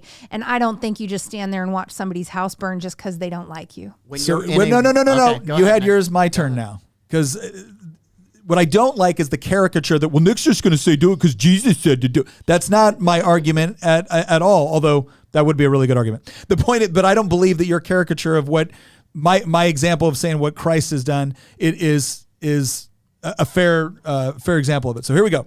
I'm going to read the question again, and then I'm going to answer from my perspective. With the extreme depreciation of respect and trust between groups, what is the incentive to collaborate with these people at any social level? Why should I help them in any area of life? So there's two questions there. One has to do with the collaboration and social level, and one has to do with helping them in any area of life. Here's what I will tell you. We have someone in our community chat that introduced themselves to the community chat by saying, I voted against Nick. And he talked about how he actively worked against me in political campaigns and how he supported other people and things like that. And one of the things he said was, he goes, it wasn't just one thing and it wasn't just something that you did. He goes, but over time and experience and whatnot, I was able to change the way I thought about things. And he was basically showing some appreciation for what we do here. And so here's what I'll tell you. There are some people that are working extra hard to harm you, and I don't believe you have to assist them in harming you. I don't believe you have to assist them in harming society. I don't believe you have to assist them in harming other people. In fact, I think you should proactively work to stop them from doing that. But that's not the same thing as, like Tina said, letting their house burn down around them with their family inside, because you'll show them the consequences of what happens if they don't get on board. Right? Fine, you don't want me around, then I'll just let you burn. There is something to be said for people having to suffer certain consequences of their own decisions. There is also something to be said about the incredible transitive power of someone being shown love, mercy, and grace at a point that really, really hits them. It's transformative. That's what I meant to say. It's transformative. And if you are willing to accept that there's none of that anymore, that too many lines have been crossed, fine. But I don't think you're actually going to get to the objective you want, because the objective we do want, the objective I want, is not for all the people that I think have bought into this and who are fighting for it in a way that I think is detrimental to me, my family, my country, everything that I believe in. My job is not to destroy them. My job is for them, or what I hope is for them to recognize that this isn't the right course of action. Now, some of them won't. Some of them will fight hard, and I will fight against them. That's the way it works. I'm not going to help them destroy me or my family or my country. I'm not going to help with that. It's absurd. By the same token, I don't believe everyone's there right now. And I will just tell you, I'm sorry. I think history speaks to the fact that there is something to be said about, in the right moment and in the appropriate moment and situation, someone being confronted with mercy and grace and love is incredibly powerful, incredibly powerful. And so that's all I would say, is that as we develop strategies to talk, because Christian makes a fair point. One of the things that have gotten conservatives in trouble is conservatives have thought, well, if I'm just nicer, they'll say I'm a nice person and they'll stop trying to destroy me. That's a stupid conclusion. You shouldn't conclude that. People don't just decide, oh, you're nice, I guess I won't do it. No, they have to be convinced of something more than that. And conservatives do need to stand up and fight and do need to put themselves in a position where they are formidable and actually capable intellectually, politically, socially, culturally, and yes, physically of being able to defend what they believe in. You have to be prepared to do all of those things. But the moment you lose all hope for mercy, grace, and love to actually have a transformational effect on someone, I think we're entering into a world that is pretty horrible. Nick, they're mutilating children. Christian, nothing I just said would be like, no, show mercy to the doctors. They're mutilating a child. I didn't suggest that you're saying but that's the implication. That's not even the implication. The important part is to understand what I'm saying within its proper context.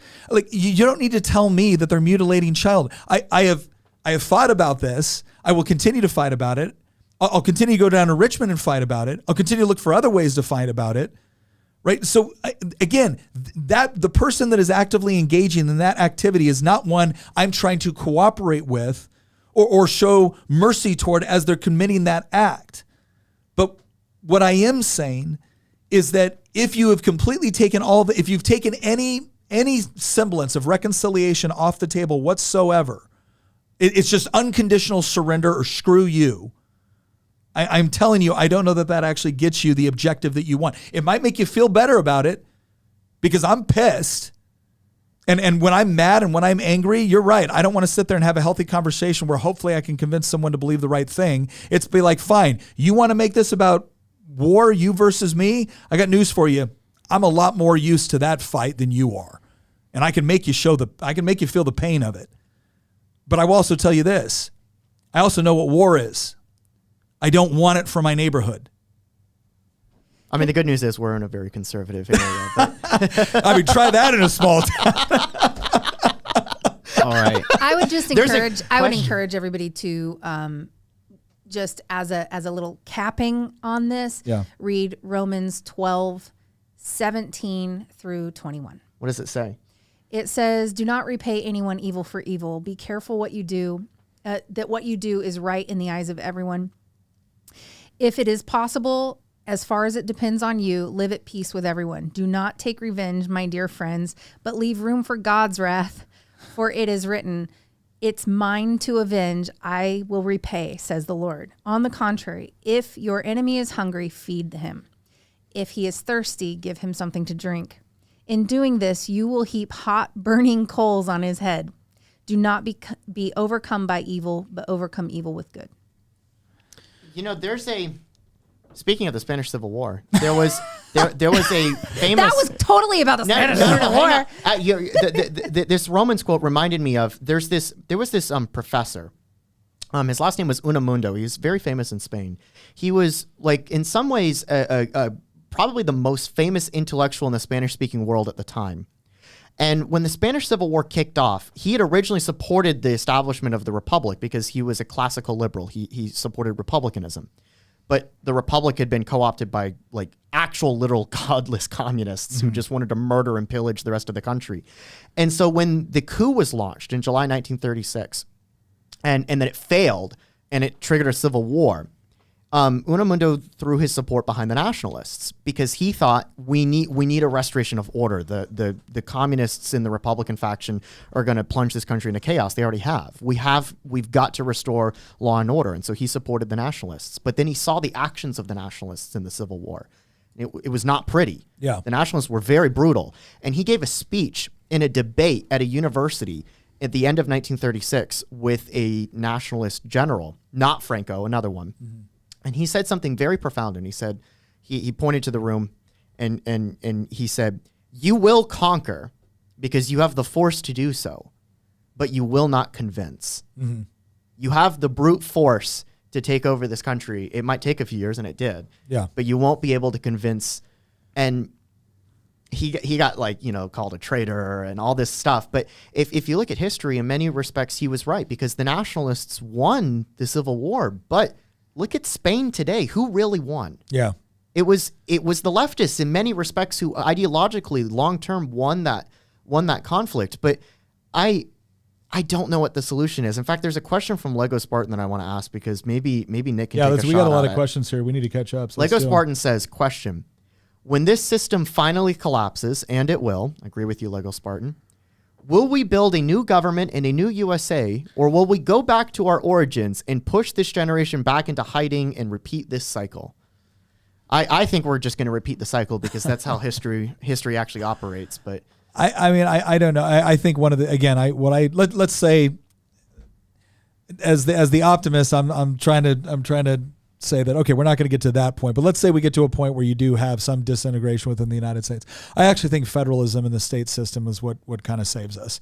I don't think you wake up one day and the U.S. is no more, in the sense that there's no more Virginia or Florida or Texas or no. I think we're specifically designed along a route that actually provides some degree of insulation from the worst form of societal collapse. You have some countries where there really is no federalist system. And so when the country collapses, I mean, you might have localities, you might have tribes, you might have large families, you might have powerful interest groups or things like that.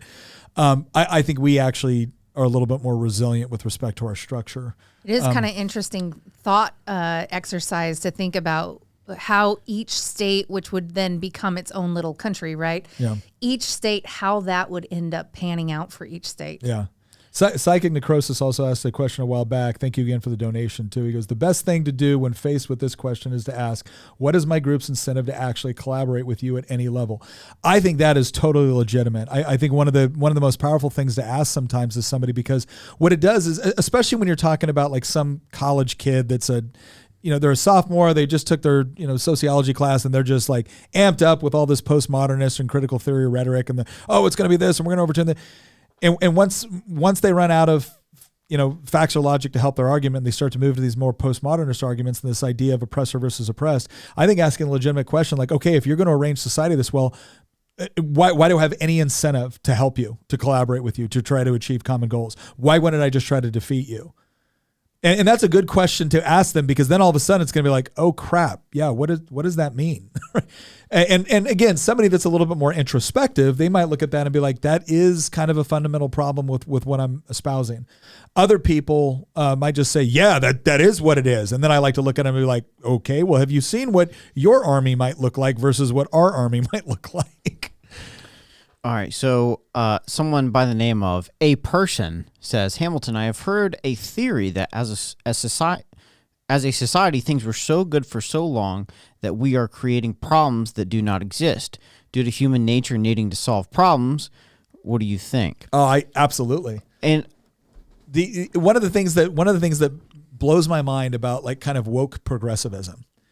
And for those of you who don't know, we do kind of have a working definition of woke here. We generally see woke as someone that assigns racist bigotry or sexism to any sort of disparity that they see within society.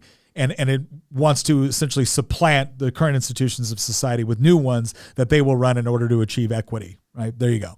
I think this raises a really interesting follow-up question, which is, does a very successful society, a free market society like America, create an environment where these ideas now have an opportunity to flourish? Well, and I think that question, and that kind of leads on to another question that was asked by somebody a little bit earlier. So like basically the lack of hardship. Right. The lack of we struggle. We are so prosperous because of how well free markets work that we now have the opportunity. I'm going to give everyone a really interesting book recommendation for this question, and it might sound a little bit off, but I think believe me, you're going to love this book. Is it by Karl Marx? No. Okay. Yeah, Das Kapital. Yeah, really, the guy really does some amazing things. No, it's a book by Theodore Dalrymple. That's not his actual name; it's his pen name, but it's called Life at the Bottom.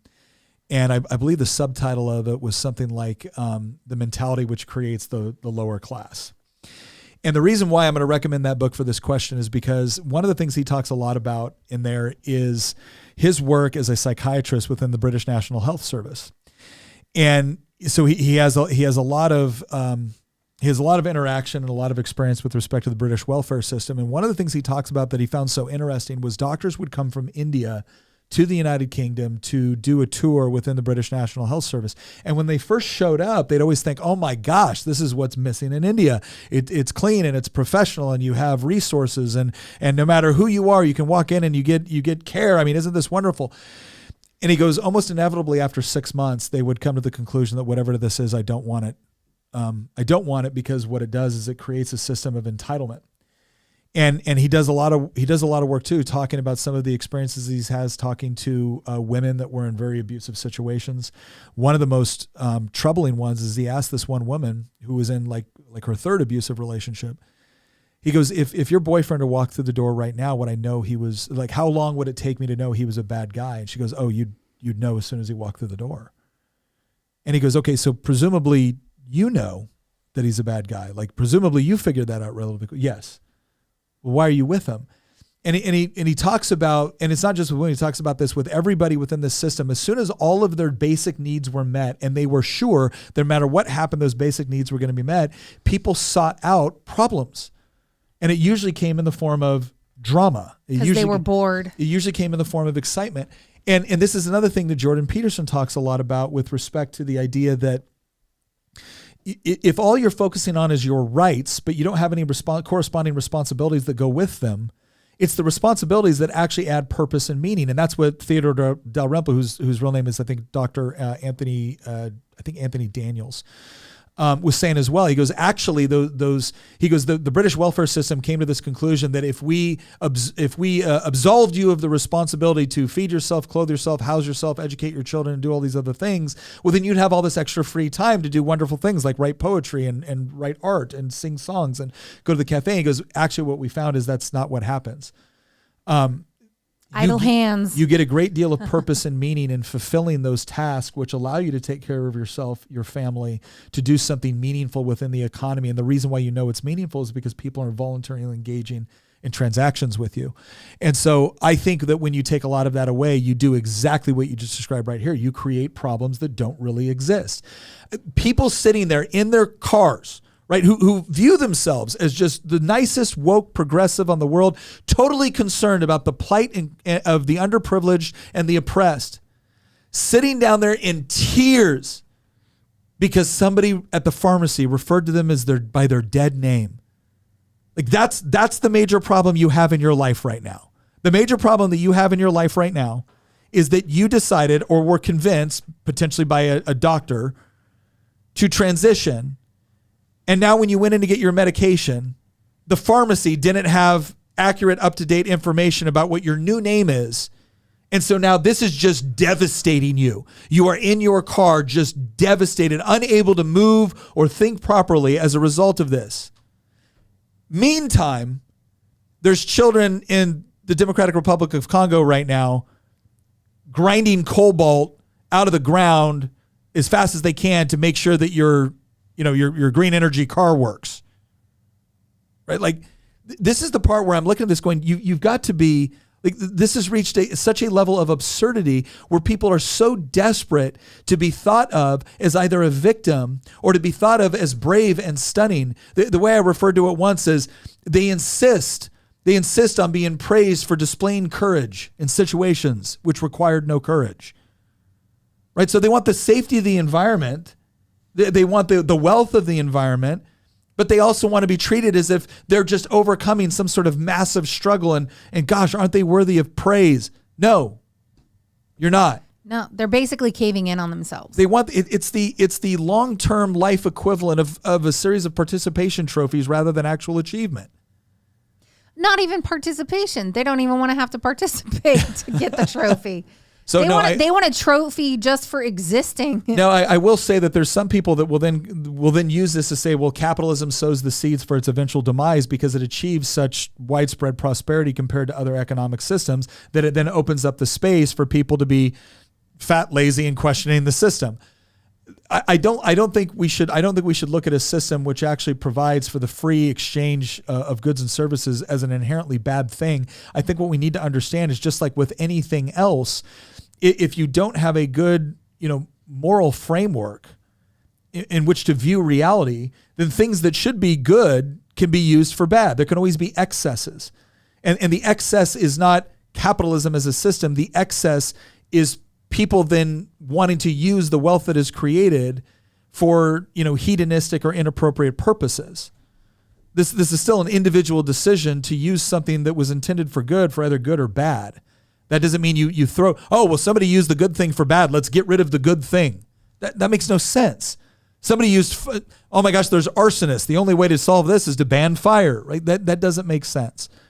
Nick, I want to get to some of these like philosophers of postmodernism, because you brought up in the beginning of the episode a term called deconstructionism. Yeah. Do you want to like briefly talk about that and how it because you did promise it, so I want to make sure that we do get to it in this episode. So there's three guys that we have on here that are kind of, so you have Jean-Francois Lyotard, you have Michel Foucault, and you have Jacques Derrida. And these three guys, I would probably list as probably the most influential people within the postmodernist movement. Lyotard probably kind of like for his initial work. And you can kind of see when you look at it, his best known, and I'll read it off right here, his best known and influential work, The Postmodernist Condition. Lyotard characterized, and I apologize if I'm saying his name wrong, characterized the postmodern era as one that has lost faith in all grand totalizing meta-narratives, the abstract ideas and terms which thinkers since the time of the Enlightenment have attempted to construct comprehensive explanations of historical experience. Disillusioned with the grandiose claims of meta-narratives such as reason, truth, and progress, the postmodern age has turned to smaller, narrower, or little narratives such as the history of everyday life and of marginalized groups. So you can already start to see that like this was, Postmodern Condition was written in 1979. So the terminology that has become so prevalent today was already in the works there. The other one I want to go to, you have Foucault. Foucault's ideas are like, what types of human beings are there? What is their essence? What is the essence of human history, of humankind? Contrary to many of his intellectual predecessors, Foucault sought not to answer these traditional and seemingly straightforward questions, but to critically examine them and the responses they had inspired. He directed his most sustained skepticism towards those responses, among them race, the unity of reason, or the psyche, progress, and liberation that had become commonplaces in Europe and the United States in the 19th century. When we get into deconstructionism, I think Derrida probably has the most influence on that as overall. This guy destroyed so many of the humanities. Deconstructionism is a thought process that I have personally firsthand witnessed in my own academic studies to get this master's in history. That like you might have seen this tweet actually. There was a tweet that came out a few weeks ago, maybe a month ago now at this point, where this person tweeted an image of a knight, and it got a lot of likes. And then somebody quote tweeted and it was like, "Oh, you didn't know that that armor's all in the real world that armor would be all rusty and full of piss," and like everybody was liking it. And then shortly after that Napoleon trailer came out. And there was this one historian that quote tweeted the trailer and was like, "Oh, we need to fix the captions in the theatrical poster to this guy briefly conquered only 2% of the world, and then lost Waterloo after a decade." Because the caption of the poster said, he came from nothing and conquered everything, and he was like, actually, he came from nobility from Corsica, and he only briefly conquered 2% of the world's landmass.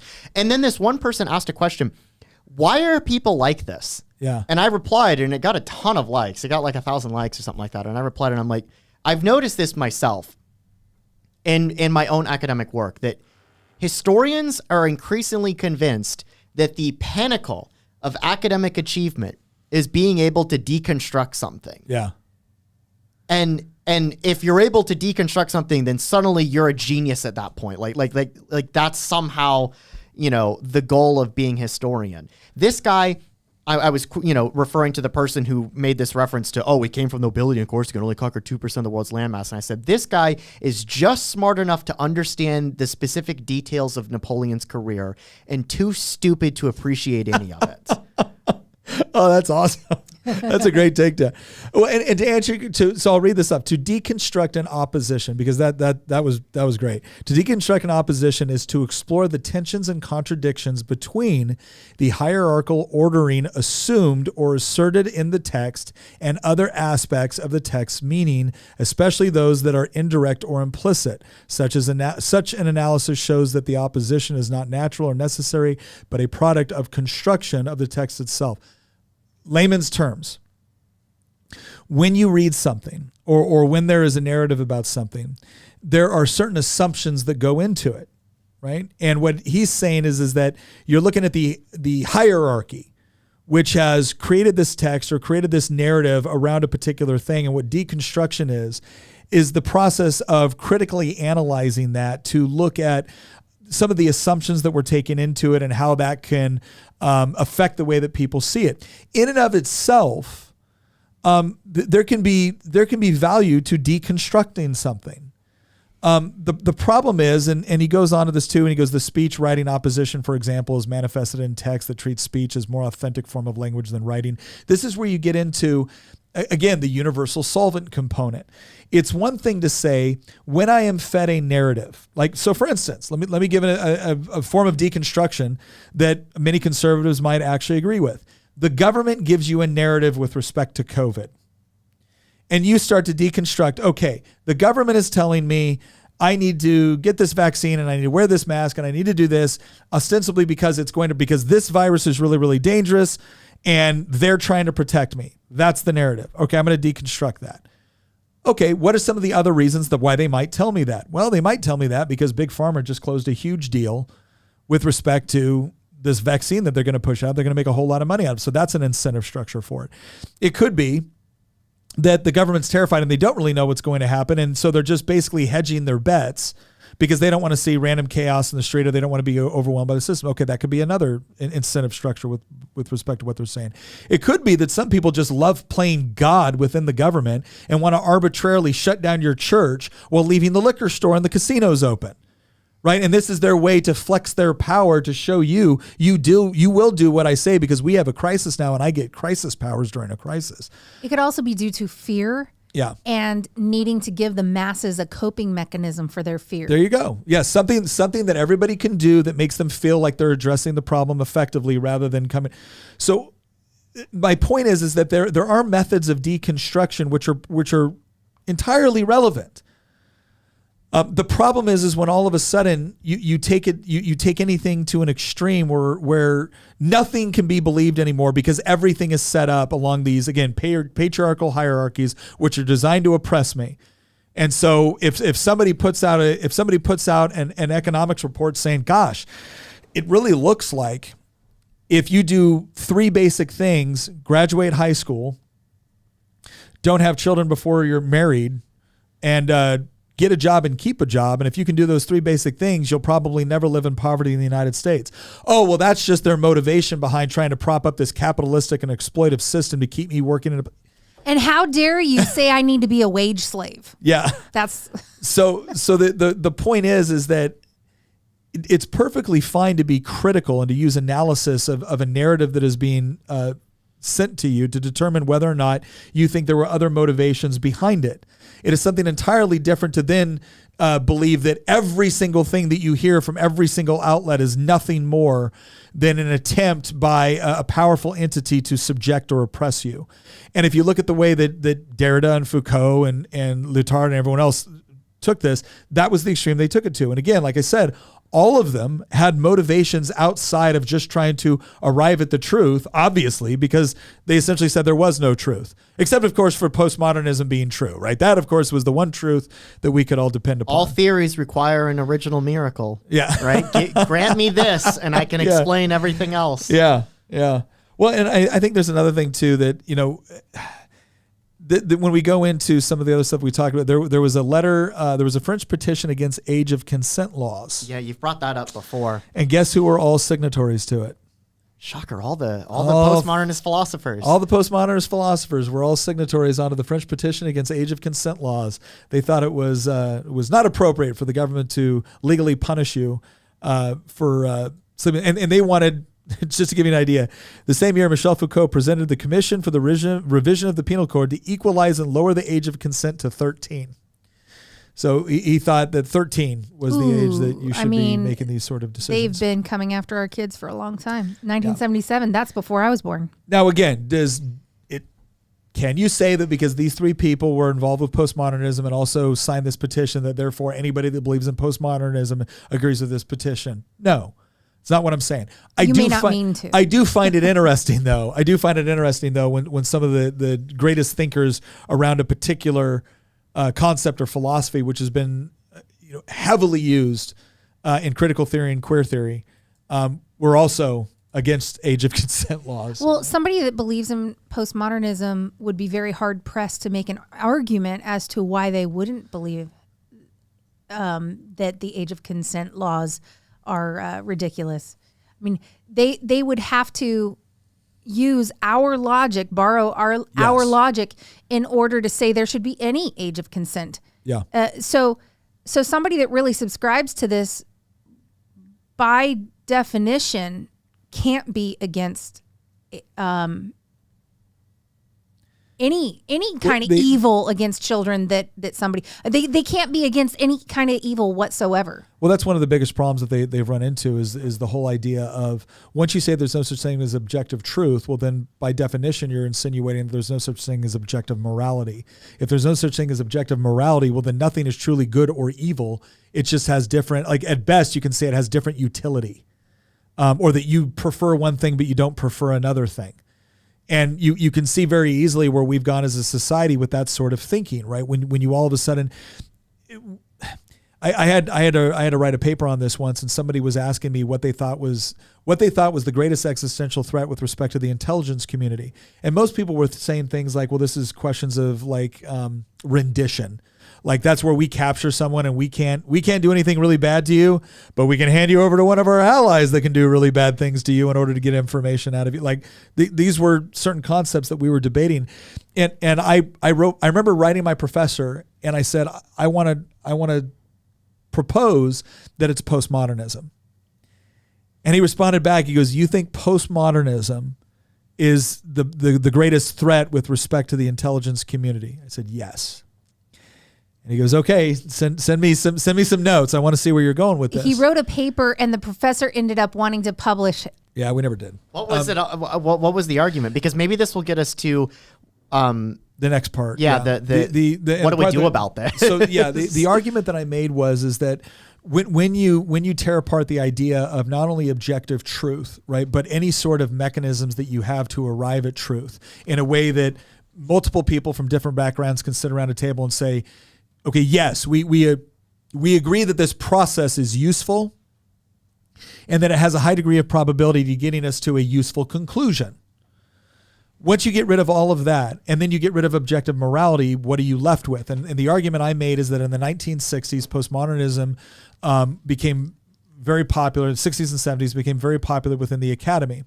Well, within the university system, you had a bunch of you still have people that were, Marxist, neo-Marxist, far more than the general population, but it wasn't as prevalent. And what you had was a student movement that was growing up in one of the most prosperous times within the United States. You had the civil rights movement going on at the time. You had the sexual revolution going on at the time. You had the Vietnam War going on at the time. Plus, you had a lot of left-wing infiltration within the university system that was challenging a lot of Americans' perceptions about itself. And about its own founding. And some of it was for good reason, because you had things like the civil rights. I mean, you can't have Jim Crow in a society that says that they believe that all people are created equal and endowed by their creator with certain inalienable rights, that among these are life, liberty, and property, and then tell people you're not allowed to drink from that water fountain because of your skin color. So it became a very, very easy thing to look at and say, yes, this is a clear manifestation of a problem. The difficulty is that then the postmodernists, everyone came up and said, yeah, it's not that America hasn't been living up to its values. It's that there are no values.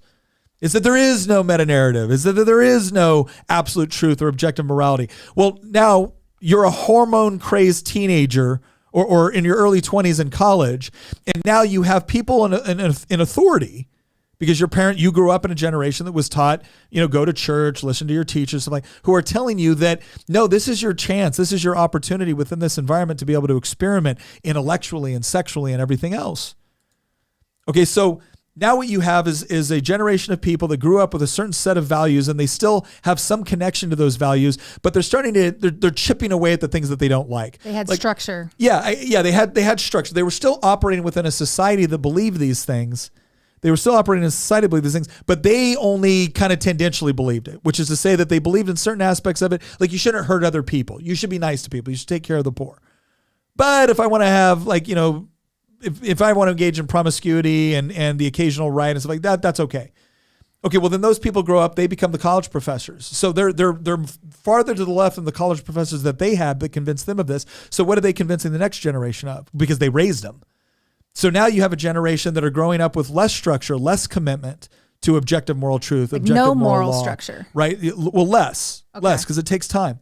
And now they're sitting underneath professors that are telling them if it feels good, do it. And that there is no objective truth or objective morality. Well, how many generations do you think it takes before someone comes in and then all of a sudden they engage in something truly horrible and truly awful? And then when that same professor from the previous generation goes, what have you done? They're like, what do you mean what I have done? What have I done? Well, that's evil. There's no evil. Exactly what you told me to do. There's no evil. Well, no, we told you that you should experiment intellectually and socially and physically. Yeah, I did. And it included shooting my fellow students because I feel oppressed by them. That's not what we meant. Well, my lived experience is different. Where was the objective moral framework for them to be able to impose their will on their students to say you shouldn't have done that? And my whole argument with that paper was if you have an intelligence community that is operating based off of the precept that there's no objective truth and no objective morality, not only are they not going to be able to actually conduct good analysis, but now when they're sitting in the interrogation chamber, all bets are off, man. All bets are off. Zombie apocalypse. Nick's professor liked that so much he wanted to help Nick get that published, and Nick was like, nah. Oh, come on. And here we are today talking about it on Making the Argument with Nick You know what's Freitas. funny? More people are going to now hear that story through this podcast than they ever would have through an academic journal. Probably. No, what's going to happen is somebody else is going to write it up and claim it. Well, Nick, do we want to wrap the episode here shortly and then take some more questions for our live stream audience? Well, yeah. What do we do that. about this? So here's the thing. Other than just doom. Two things that we're going to do here because this is actually kind of a departure from what we do with our normal show. So as you know, we have a lot of people that watch this on YouTube. They watch it on Rumble, but we also have a lot of people on our audio platform. And we've had people come up to us and say, guys, we love your podcast, but man, 3 hours? Holy crap. So what we're trying to do is get to the meat of everything in an hour and a half to 2 hours. But then when we have people that want to stay on the chat and continue to ask questions, we want to be available for that. So we're going to do kind of our wrap-up piece right now to make it within that 2 hour window, but then we're going to stay on, have a little bit of extra time to be able to answer some of the questions that have been piling up that we haven't gotten to yet. So here's the wrap-up. Bottom line is the reason why you need to understand postmodernism is because it has been heavily influential in all of the other ideologies that you're seeing coming to the forefront. Critical theory didn't make itself up. Critical race theory didn't make itself up. Queer theory didn't make itself up. Right? A lot of the situations that you're finding in yourself in right now where you can't have a rational debate with somebody, you can't have a logical argument with somebody, that didn't happen overnight. All right, it is rooted in a philosophy, and that philosophy of postmodernism, this idea of postmodernism, heavily influences all of that. And the reason why people have found a value in it is because it essentially absolves them of responsibility in many aspects, and then it also frees them up to do whatever their particular preference might be. And so, imagine yourself at a point of life where you feel like the system isn't working for you. And you don't feel right in your own body, or maybe you don't feel right in the society that you're in, or you've never really fit in with people. And then all of a sudden someone is telling you, well, none of this is your problem. None of this is because you're doing something wrong. All of this is because you're part of an oppressed group. And all of these different systems that are working against you are doing so by design. And it's not incumbent upon you to change your own behaviors or to increase discipline or whatnot in order to function well in this society. No, your job is to overthrow this society. Because everything that you're dealing with, that's fine. It's not your fault.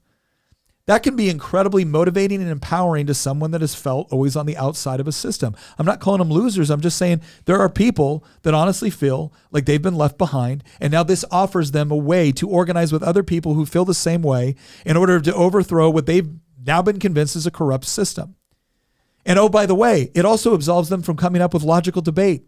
It absolves them from coming up with scientific responses for what they want to do. They can simply say, this is my lived experience, and because I fit into this group category of being the oppressed, I have moral superiority. Now, forget for a second that postmodernism doesn't provide a mechanism for moral superiority. It doesn't provide a mechanism for truth. It doesn't provide a mechanism, like I said before, it is a universal solvent that dissolves everything. And that's the problem. Postmodernism cannot build, it can only criticize that which has already been created. And nothing is easier than sitting back and simply poking holes in somebody else's idea of what is right or wrong, somebody else's society that they've created. Because you can always find flaws, because all societies, no matter how good, no matter how just, no matter how wealthy, no matter how powerful, are still comprised of fallible human beings that will make mistakes. The real question is, have we done a fairly good job in the United States of creating a system where the incentive structures reward the sort of behaviors which benefit everybody and which are truly just, and disincentivizes those behaviors which achieve the opposite? And I would argue that across human history, the United States has a pretty good track record. But unfortunately, we're now moving into a system where we have too many people that have been convinced through postmodernism and its influence on things like critical thinking and vice versa, because critical thinking, critical theory and postmodernism were things that were being developed around the same time. You could argue critical theory was actually before postmodernism. But all of these things have worked together to create the philosophies that you are seeing being regurgitated endlessly by the people that you find yourself in debates with and arguments with. And yes, it's going to continue to be frustrating when you find yourself in an argument where you think you can use reason and logic, and then all of a sudden, the moment reason and logic works for your argument and not theirs, they abandon it and just call you an oppressor. Here's what I will tell you. There's only two things that you can do with that. You can hope that eventually over time they're going to see the error of their ways. And we've seen people do that. We have seen people get red-pilled by what's going on, by recognizing and waking up one day that they were fed a bill of goods, because the dirty little secret here is nothing that the woke, progressive, postmodernist culture is pushing on people is actually good for them long term. It is all about reinforcing whatever narrative about themselves they've created, instead of actually helping people come to grips with reality as it is, so that they can effectively navigate it in order to achieve good things for themselves, their family, their country, etc. And when people come face to face with that reality, sometimes it's earlier in life, sometimes it's later, but a lot of times they do come face to face with it. They're looking for somewhere to go. And what you want to be is the person that can actually offer them something that is a real solution for the challenge, the very real challenges that they're facing. And so put yourself in that sort of position. And the way that you do that is by living your life according to the principles that we're all talking about. The idea that, no, you can't, there is objective truth, there is objective morality. There is processes and mechanisms that we can use to look at the observable world and come to better conclusions about it, that will make you safer, that will make you more prosperous, that will make you more physically fit, that will make you more healthy, that will make you more safe and secure, both as an individual, as a member of a family, and as a country. And as you do those things, and as you realize the benefits from them, that becomes one of the best arguments that you can make for somebody else. The other thing that it does is it puts you in the best possible position if you ever have to fight this thing out.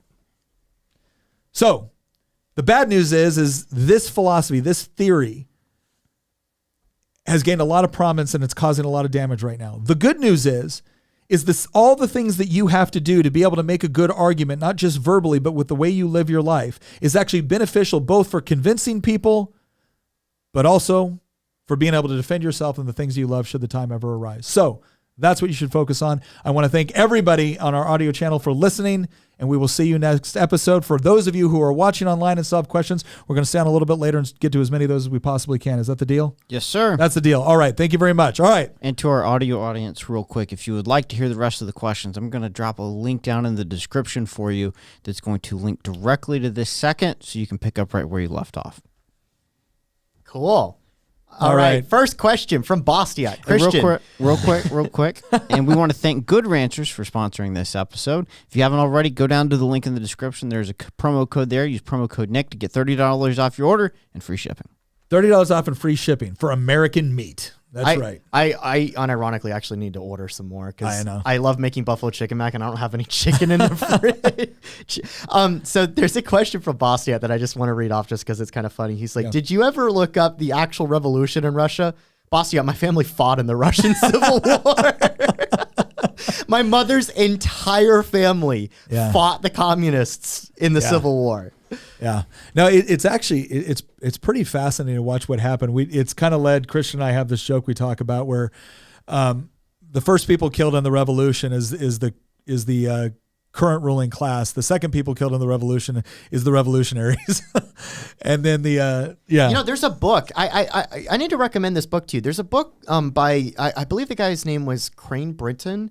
He wrote a book called The Anatomy of Revolution, and he wrote it in like the 1930s, and then he did an update, I think, after World War II.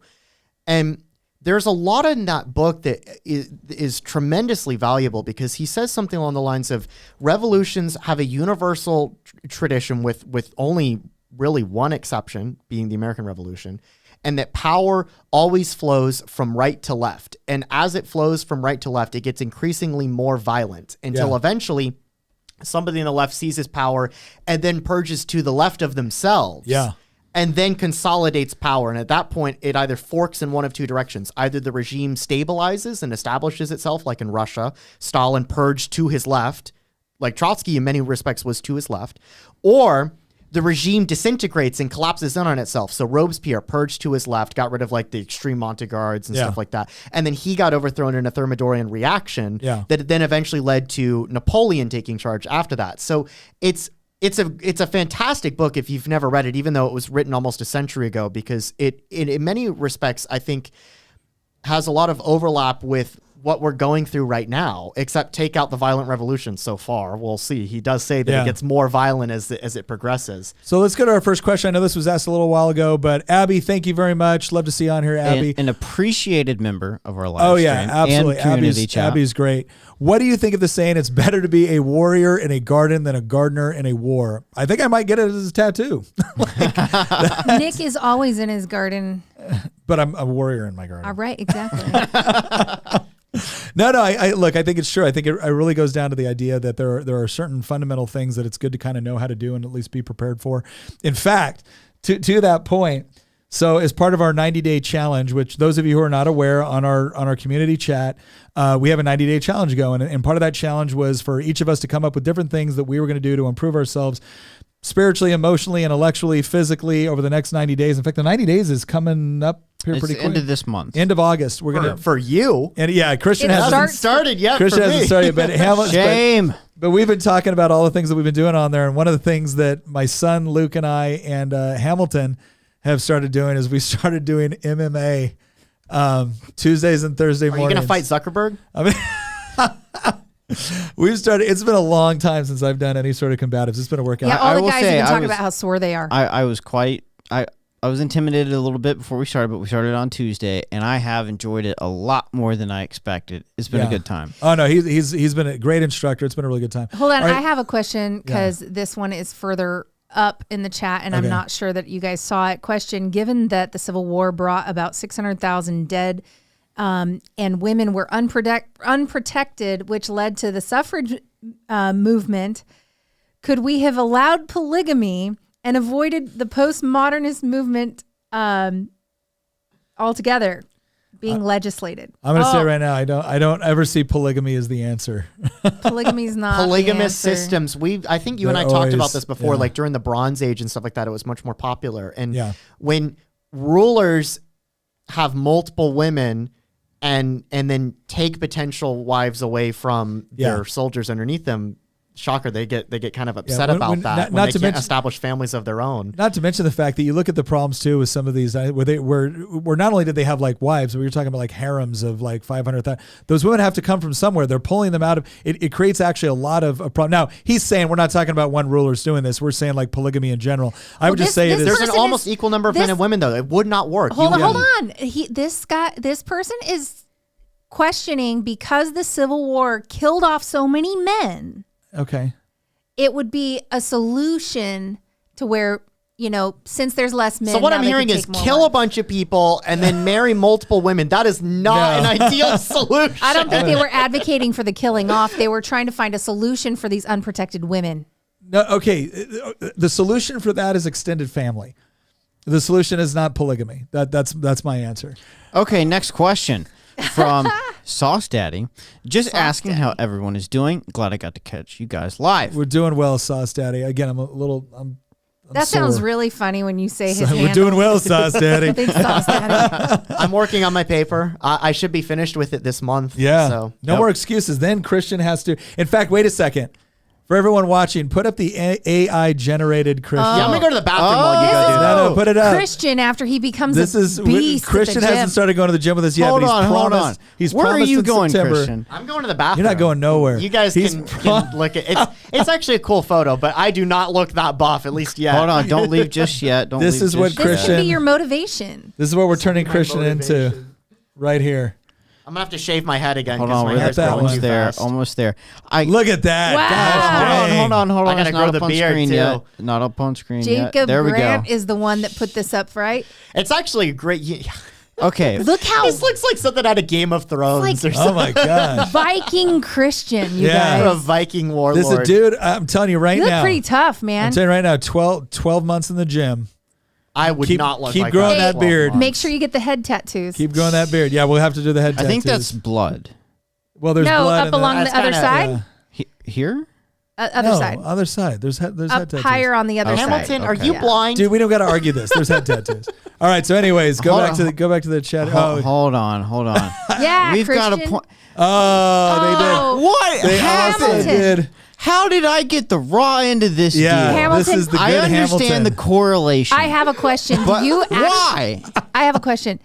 This is the AI version, which conceivably has never seen your shaven face. Do you have a cleft chin like that? No, I do not. Yeah.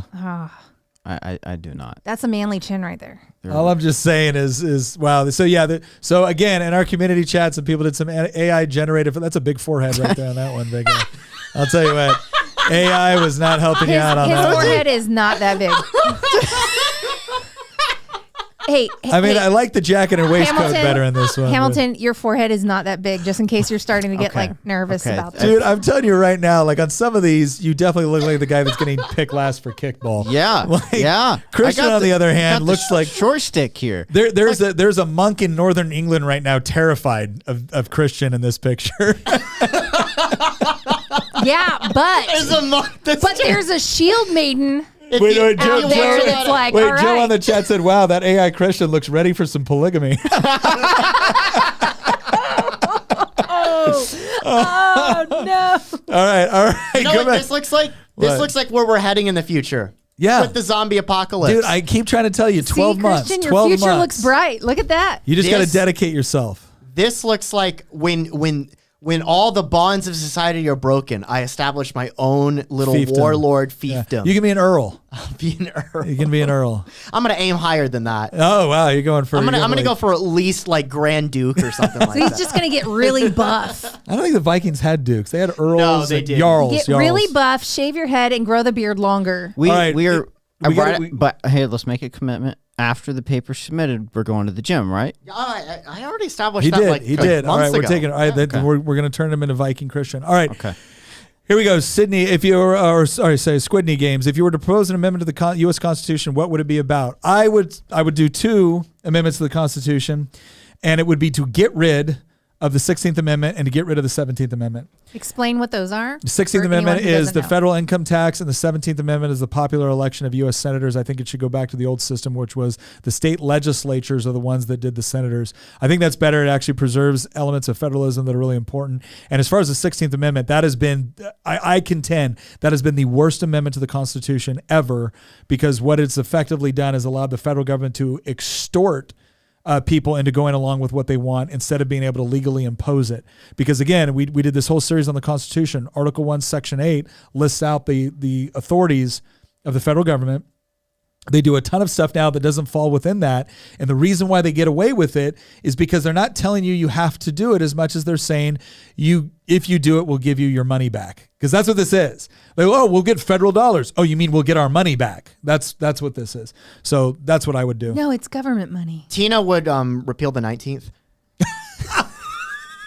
Women's suffrage. That was a joke. I don't Nice. actually think that she would. But She would not. Danielle Reed says, "Do you believe our country can be saved and repaired after all this insanity?" No. Next question. No, yes, I do. I always believe it. Tommy said, shall we obey the ATF at all? Nope. I will. No. I want an would- F-18 in Do my you want lawn. the legal advice or do you want the practical I advice? would really like to own a tank, though. That'd be Right? so cool. You know, you can actually buy a tank. I don't think you can buy like not the ammo, one that I but- can fire. I am willing to accept that some federal law enforcement needs to exist because there are federal laws which the federal government has the obligation and the authority to enforce. I don't think the ATF is one of those organizations. I just don't. All right, what's another one? I noticed that you talk about the future and the bad and the good things that could happen. Do you believe in the rapture, final judgment, or resurrection? If this repeats in chat, sorry guys. Yeah, I mean, I do. I believe. Now, I'll tell you what. If you really want to get into a whole, if you Oh, want to get wow. into Are we a gonna long, get into all of that? No, we're not going to get into an. Not today. We're not going to get into. Pre-trib. We're not going to get into a debate about eschatology, but I will tell you Post-trib. right now, I have some friends that are really into it. I never have been, but funny enough, you asked this. I was actually listening to something last night about eschatology that I thought was interesting. But I'll just say right now, I do believe in the idea of, I believe God's coming, Christ is coming back. What but- they want to know is, are you pre-trib, mid-trib, but I'm not getting into it. post-trib? Not getting into it. What kind of struggle would be required to prevent the rise of such ideologies from forming? Thanks for you all. Oh, okay. So I imagine this is kind of like a combination of, when people basically idle hands, have we created such a wealthy, prosperous society where people are inventing new problems because they don't have. Here's what I would say to that. I don't think there's anything wrong with a society becoming safe and prosperous, but here's what you need to understand. There is always, I got into this with one of my colleagues where they're going to start having trucks that are going to drive themselves. In fact, Tucker Carlson said, if I was in charge tomorrow, I would make it illegal for self-driving vehicles. Because that would Tucker cost Carlson goes full Luddite. that would cost people jobs. I'm like, gosh, why stop there? Just get rid of trucks. We could go back to horses. Think of all the jobs that could be created in transportation. Boston, if we I didn't believe, have talked trucks. about that. He called it the negative railroad.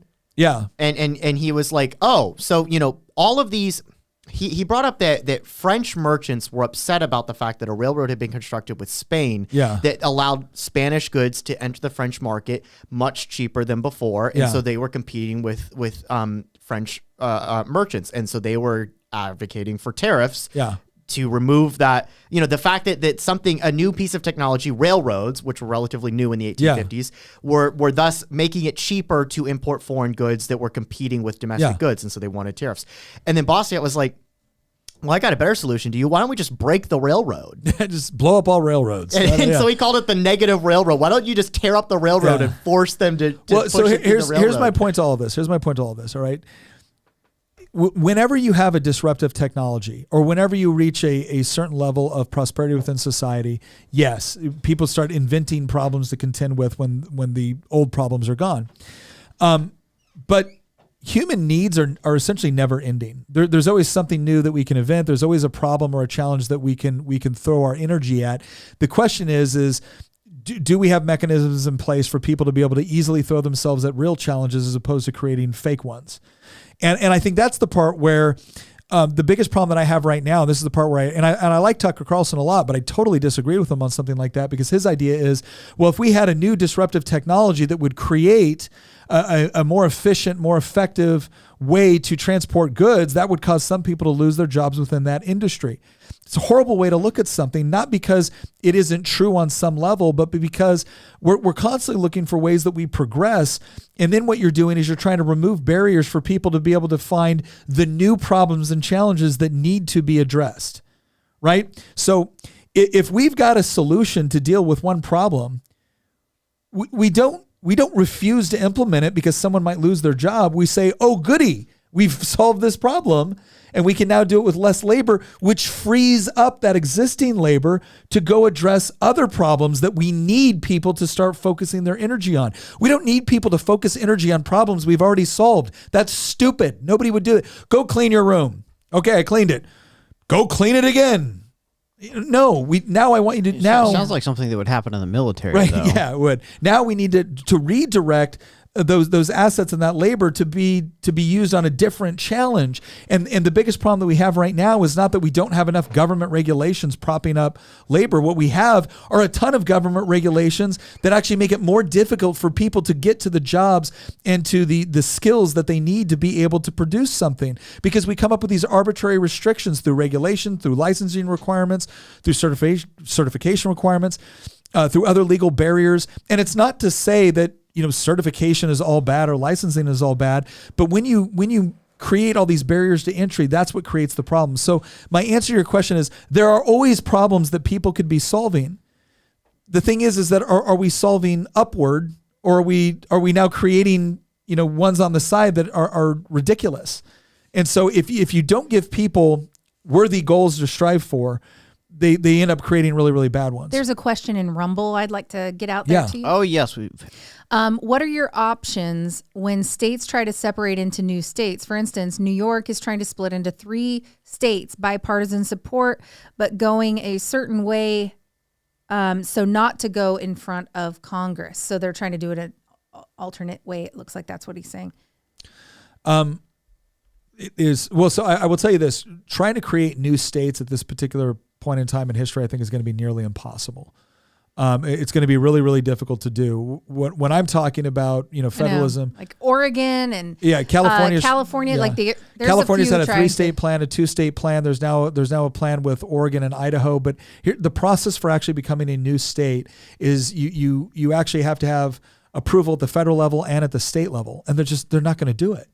And so it's just nearly impossible. It was easy to come up with new states when we had all this kind of land that. Well, it looks like they're trying to do it a certain way so they do not have to go before Congress. Is that even possible? No, because Congress has to allow you into the United States. If you're actually creating a new legal entity within the United States, Congress does have jurisdiction over that. You can't just, now, I guess theoretically, if they wanted to come up with something internal to the state, maybe, but it couldn't I don't think it would work. I don't think it's constitutional. I think it has to have some degree of federal approval, because ultimately they're going to rely on federal authorities for certain things. And so Congress does have a say in it. What's another one? Bandit is Christian's 90-day challenge to turn into a not creepy Rasputin?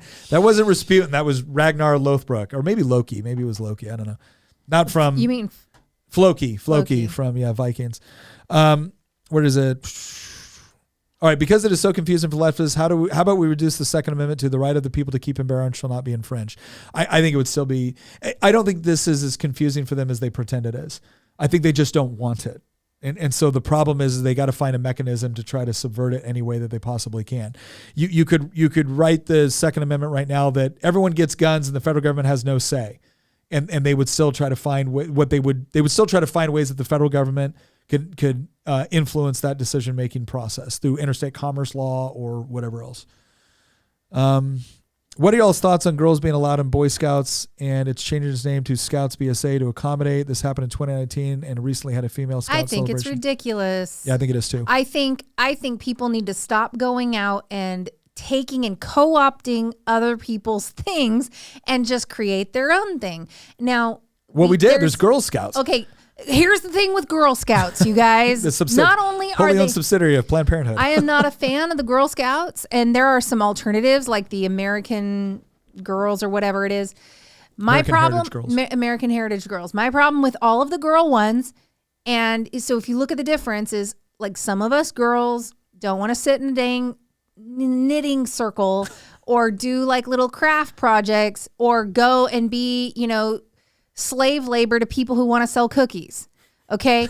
We're just not, I'm sorry, but that's not what most girls want to do. And there's a reason why the numbers aren't bearing out very well. The boys get to go and do fun stuff. They get to go, hike and build fires and, they get to do all kinds of cool things. And so I understand why a girl would want to be a part of that. But I just think girls should create their own club where they get to do those fun things. Yeah, no, I agree. I think in having girls and boys in the same little club like that, especially if there's a camping out portion of it and everything, is inviting trouble. Nick, I want to ask you a follow-up question to Abby's question of, is it better to be a warrior in a garden than a gardener in a war?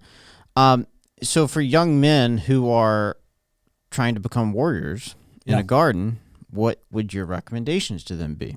I mean, the first thing so for those of you who don't know, my background was, I enlisted in the military at 17, but then I went active duty at 18, infantry basic training in Fort Benning, Georgia, airborne school after that, 82nd Airborne Division. When I was at the 82nd Airborne Division, I went through EMT school, air assault school, sniper school, ranger school.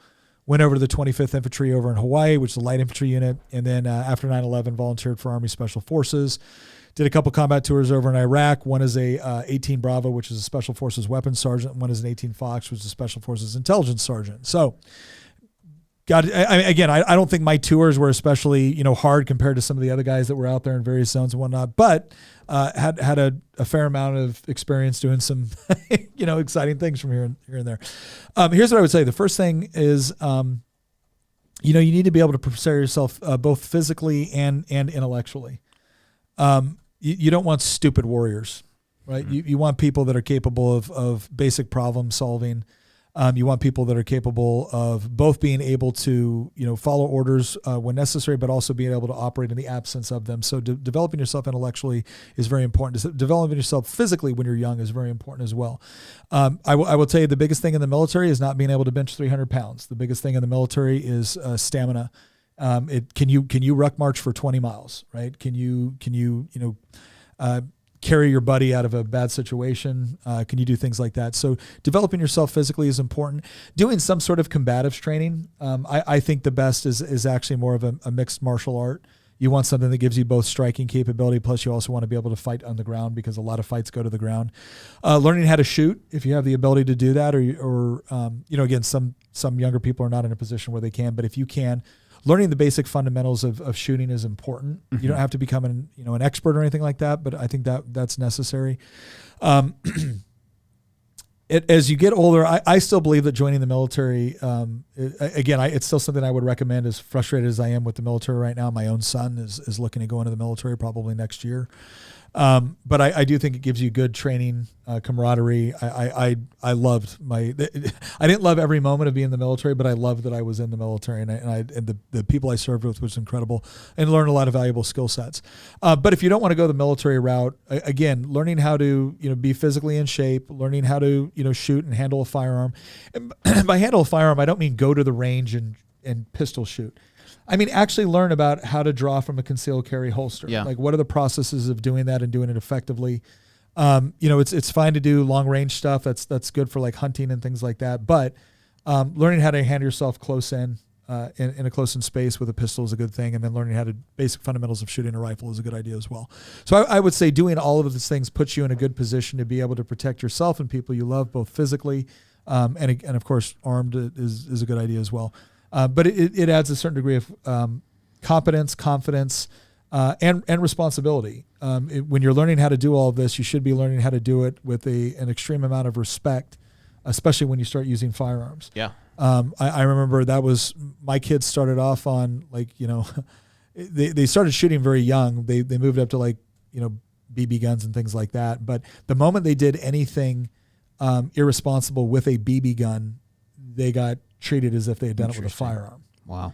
And so, people always ask, people talk about these situations where, their kid maybe hurts themselves with a firearm, which is absolutely tragic. I would say you don't make that situation better by not exposing them to firearms. You make it better with the way my father did, I believe, by exposing us at a very young age. And we thought it was something that was really neat, but we also realized it was something that was potentially very, very dangerous.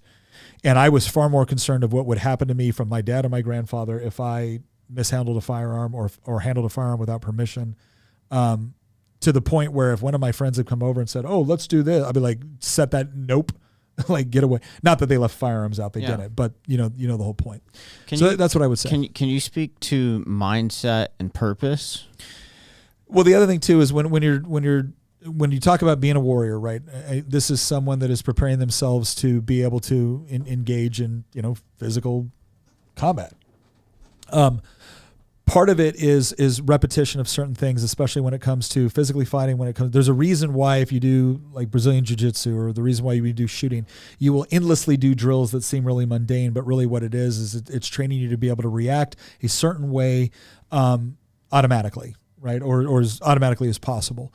And that's really important. So constantly doing those drills is important to developing that sort of response in a situation. The other thing is overcoming the flight versus fight. most people's natural inclination when they get hit or when there's something dangerous is to flee. And that doesn't mean you're a coward or anything. It's just, if you're not prepared to deal with the situation, you don't run into the situation. You generally try to get away from it. So part of what you're doing by exercising and fighting and doing all those things is, and by getting hit in the face, is learning how to react in these situations. We spent so much time doing drills in the military with malfunctions.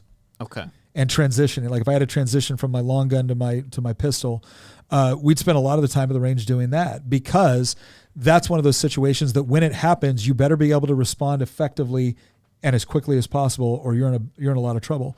So find situations where you can train to be able to do that. Don't seek out situations where you're trying to hurt somebody just to prove your skills or anything like that.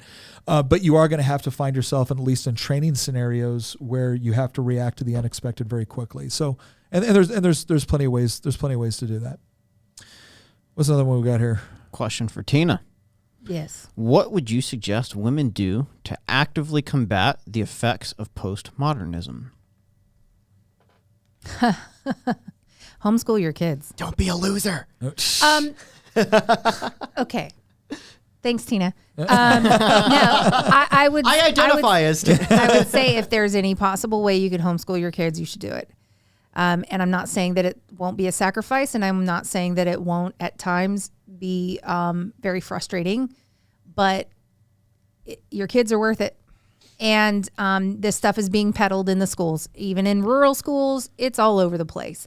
Not only that, but I also would say this idea where it's like we're going to go along to get along, and let's go ahead and just agree to disagree with people. Maybe it's mom friend groups or whatever. I would say be willing to be talked about badly. You need to share. If you believe in these things, you need to share it with other people. You'd be surprised at how many people don't share. And then when they find out that you're actually on their side, it's like a new measure of camaraderie that you get with these women. Then there's other women that kind of don't know where to stand on it. And if you never share your opinion, you're not going to be able to help them come to a better understanding.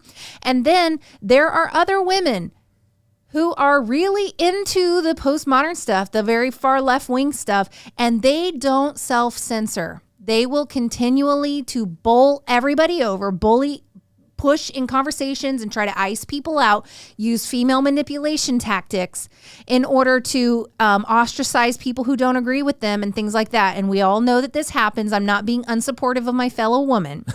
What I am saying is that do not let those women control the narrative, because if you let them, they will. And so you saying agree to disagree or go along to get along is you yielding to their authority. Don't do it. Follow-up question. You are so hot right now, babe. Quick, 2 questions for you. How many hours does the average student spend per week in the school system? In the school system? Is it like 7 hours a day times 5? Is it about 7 probably hours right a day? around You know, that. here's 6 the to thing. 7 It hours a day depends times on what 5. you're going to say. Because when our kids in the school system isn't just when they walk through the doors of the school, because most kids are taken to school on a school bus and dropped off after school on a school bus. And I am telling you, there was one year where we went ahead and put our kids in school, and then we pulled them back out and realized the error of our ways, because we had homeschooled up into a certain point and then put them in school. Lily was in 5th grade, and we would put them on the bus at about 7:30 in the morning.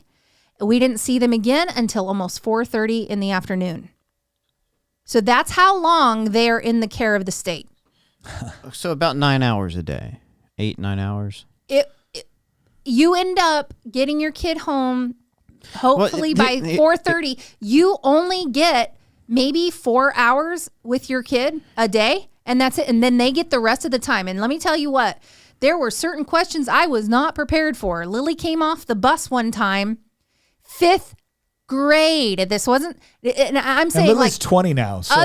Other students are, so you can have wonderful teachers. Okay. We had some really amazing teachers. And I do think that people can, as a part of trying to fight back, they can become teachers and try to help in that environment. However, Lily gets off the bus, hears from another student who I think other students whose parents really don't care as much as you do are oftentimes the culprits. A lot of abuse happens at the hands of other kids. It really does. Lily comes off the bus. Yeah. I mean, in my experience too, as a kid, just saying. Lily gets off the bus and asks me, Mommy, should I say the actual word or should I? She said the actual word. Mommy, what's a BJ? Okay. Wow. I was not in fifth grade. I was not expecting my 11-year-old to ask me a question like that. And what did I have to do? I had to have a conversation I was really hoping would have to happen a little later. And it was purely because I knew that all these different terms are going to be coming at her from other kids, and it's going to be framed up in a way that isn't the way we want her to get this information. So what did I do? I had to sit down with her and I had to have the talk with her and explain what these terms meant and why these other kids might be talking about it. And I needed to make sure that she heard these things from me instead of these other students. All that to say, yeah, I just... Well, no, 0 out of 10 would not recommend. Well, now of course, they can just go into the public school library and get these books in certain school districts in Virginia. Or they could just walk into the bathroom and see it actually demonstrated in their bathroom. Yeah. So, follow-up question. How many hours do you think the average homeschool parent and student spend doing school a week? Okay, it depends on what grade. When they were really little, all the way up until probably 5th or 6th grade, it took us 3.5 to 4 hours, and that's substantially. And we got through all of the material. And imagine this: we actually finished books. We finished, Which is not something that happens. We finished the curriculum. Do you remember when we were in high school and like we'd make it like 2/3 of the way through a math book, or 2/3 of a way through a history book, and halfway through a science book? We actually, in homeschool, can actually finish the material. Now, I think the other thing too is it's important to understand is that when you talk about the amount of time a child spends at public school, that's obviously not all time they're getting educated. No, there's school, there's lunch, there's recesses, there's everything. You're lining else. up. You're waiting for other kids to settle down. Yeah, no. And, so I'm just saying, like, a lot of the work, you don't need that amount of time to go through a similar amount or even more subject matter in a homeschool environment. The other thing too is that understand that what education is supposed to be is the transference of knowledge from one person to another person. And so there's a lot of different ways that people can receive education that is positive, that doesn't involve sitting at a desk, going over things. The reason why the public school is set up the way it is, and I don't think it's all nefarious, the reason why it's set up the way it is because it's designed for mass production of education. It's not designed with your child in mind because it can't be. It has to be designed with the mass production of education. And so therefore, any public school system which achieves, let's say, satisfactory outcomes for 50% plus one of the student population has technically achieved, an objective, the objective of mass production. It's like, okay, well, we did the best we could with the resources that we have, with the students that we have. When you homeschool, it actually frees you up a lot. Like we changed out curriculums for our students based off of what their skill sets were, what their objectives were, what they wanted to do. Various tasks that they would be given would adjust appropriately as they got older. And so it just gave you a lot of freedom, but to the extent that it protects from things like postmodernism, our kids, it's not that our kids they hear us talk about this. We talk about it with them. So it's not that they're not exposed to these ideas, but they're exposed to it in a much different framework than they would be otherwise. We got to take a couple more, and then I think we got to close out. But what's the next question we got? I got a couple here. This is probably one that we could do pretty quickly. Me and my wife want to homeschool. My wife is very nervous because we have a spirited son, almost ADHD. What encouragement could you give her? You want to? I would say don't try to replicate the classroom. No. If your son has ADHD, which I have ADHD, people who want to know. Yeah. And so does my son. Yes. And so does our oldest daughter. It's apparently a genetic thing on my side. So here's the deal, guys, is you can tailor your education to fit the energy level of your kid. I even knew one woman who her son is a kinetic learner and he needs movement while he's learning. Yeah. And she had him learn his multiplication tables while jumping on the trampoline. And every time he landed, he had to give an answer or asked another multiplication thing. And he would ask an answer. And I'm telling you, like, there are creative ways that you can work with your ADD, ADHD kids without having to resort to medication. And you can provide just enough structure and just enough wiggle time. They need to move. Boys need to move. I was always having to tell my son, hey, you can't climb on the chair, sit down. Like, okay, sit back down. Like, he's always wanting to get up. And so you can schedule in time to get up, move around. Hey, you got 10 minutes, go do a lap.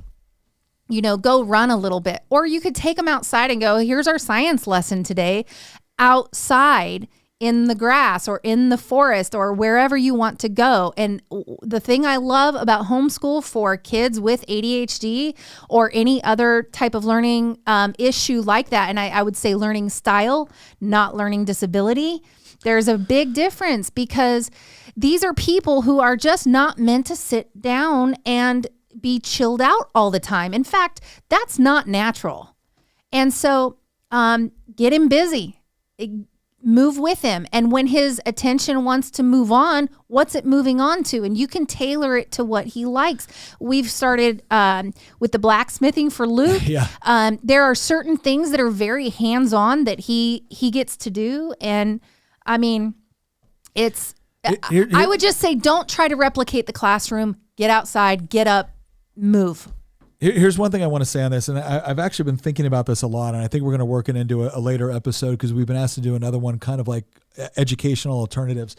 I'm really curious if a lot of the disorders we see, ADHD, ADD, not so much dyslexia, but definitely the kind of like behavioral disorders. I'm honestly curious on how many of them exist because of the public school model. And the reason I say that is because when you have created a societal norm where the societal norm is we engage in the mass production of education, you send your children here, they sit in this classroom for so many hours, they do X, Y, and Z, and that's not conducive to certain kids. And then so obviously within that environment, the behavior they're engaging in is not conducive to that environment. Well, there's a couple different things you can address to that. Some of it is discipline. I'm sorry, I will say this right now. I absolutely believe a significant portion of it is discipline, but I don't believe all of it is. And here's why. When you start talking to, like my daughter and I had this conversation, when you start talking to someone that has been diagnosed with ADD and you start asking about how they view things, it turns out that like some of it is motivation. It's motivation to get up and actually do something. But when they have to and they have a quick deadline and the pressure's on, they're just used to operating in a high pressure situation. At least that was her experience with it, right? It can manifest itself a little bit differently. I was listening to someone express once the way that they saw words when they were as a result of dyslexia. And it was, as they read, they almost see it as three-dimensional. And so they have a hard time sometimes of being able to read text on paper. What I am curious about is how many of the things that we have associated as disabilities or disorders actually come with beneficial traits. We just don't have them in the right situation. Now, that might not be true of everything. One of the things I was talking about with my kids is said, look, there are certain things. There's a certain level of discipline you have to master because you're going to find yourself in situations that may not be ideal or that you may not prefer, but you still have to do, and you have to be respectful within that environment. So it may mean you have to sit down or be quiet. It may mean that you have to be very, very punctual. It may mean that and that's fine, right? That's a basic part about being an adult.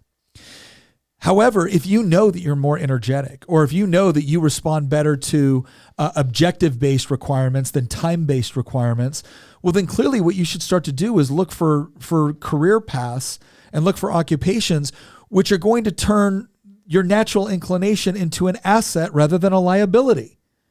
But within a public school system, if you are more goal-oriented as opposed to time-oriented, if you are more active as opposed to sit down, quiet, and read, that is not a conducive situation. Like all of your things which could be assets are now liabilities, and so therefore they're disorders.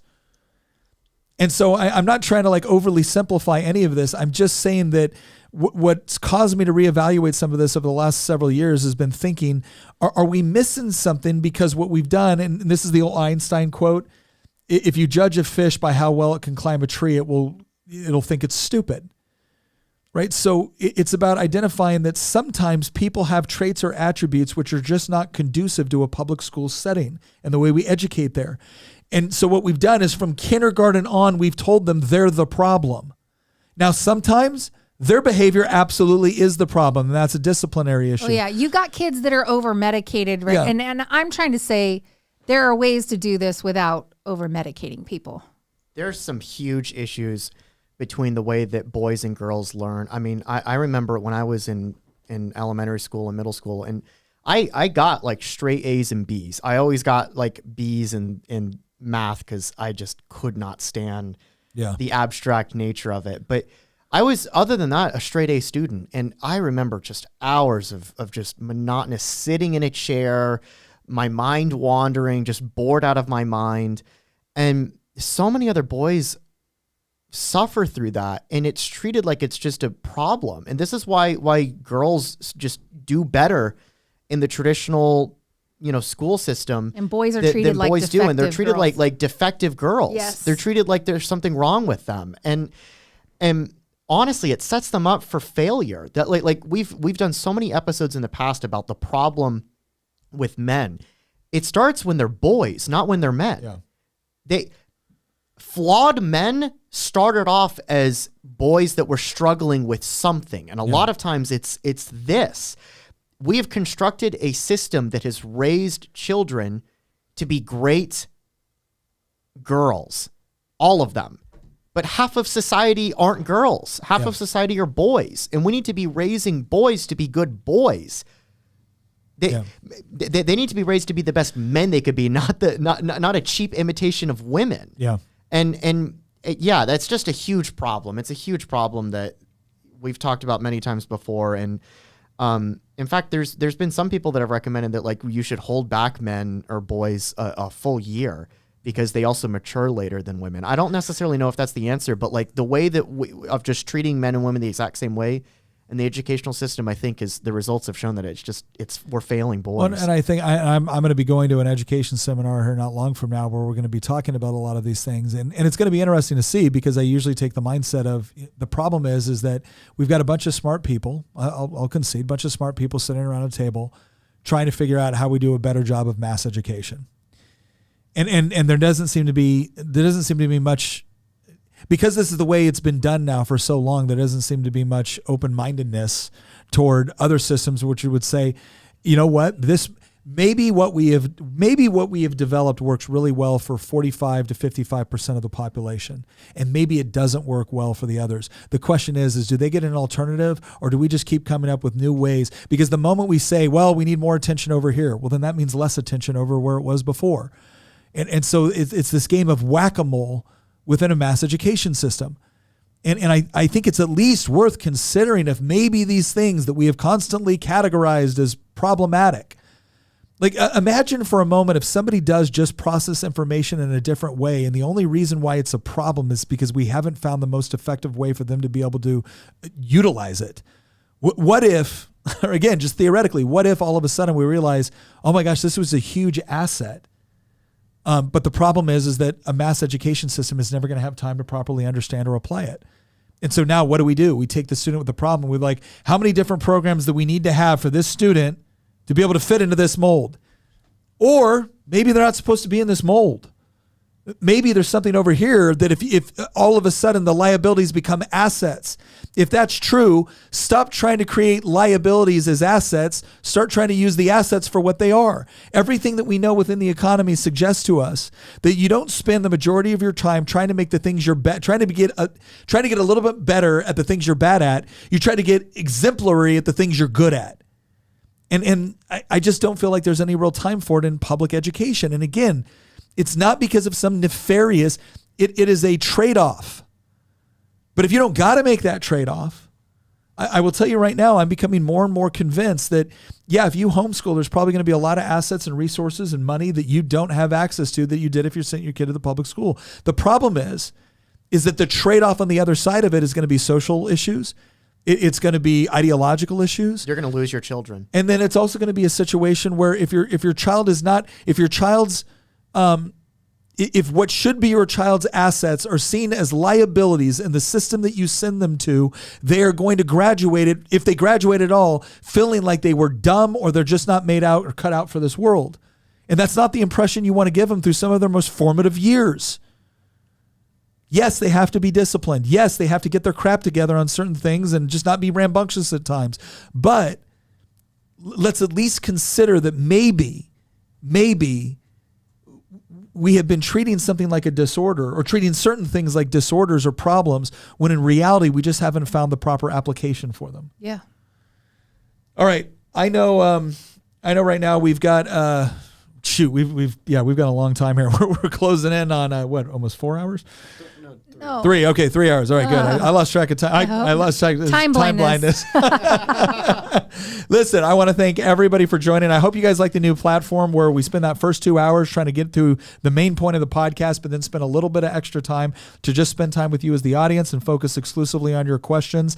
A lot of the questions might be relevant to what we're talking about. There might be something different that you just want to ask us about, and that's what we want to reserve this time for. But I really want to thank everybody for sticking with us, for all the great questions that you guys had to ask. Don't forget, promo code Nick in the link for Good Ranchers if you want to get $30 off and you want to get free shipping. I'm telling you, man, you are not going to be disappointed. They have an excellent product. Once again, thank you for joining us. Consider joining our community chat because this, like some other episodes, was also influenced by members of our community chat, said they wanted to see some more specifics with respect to postmodernism. We hope we answered the mail on that, and we will be going back to Circle to see what sort of ideas our audience has next for us. Once again, thank you for joining us. We'll see you next episode.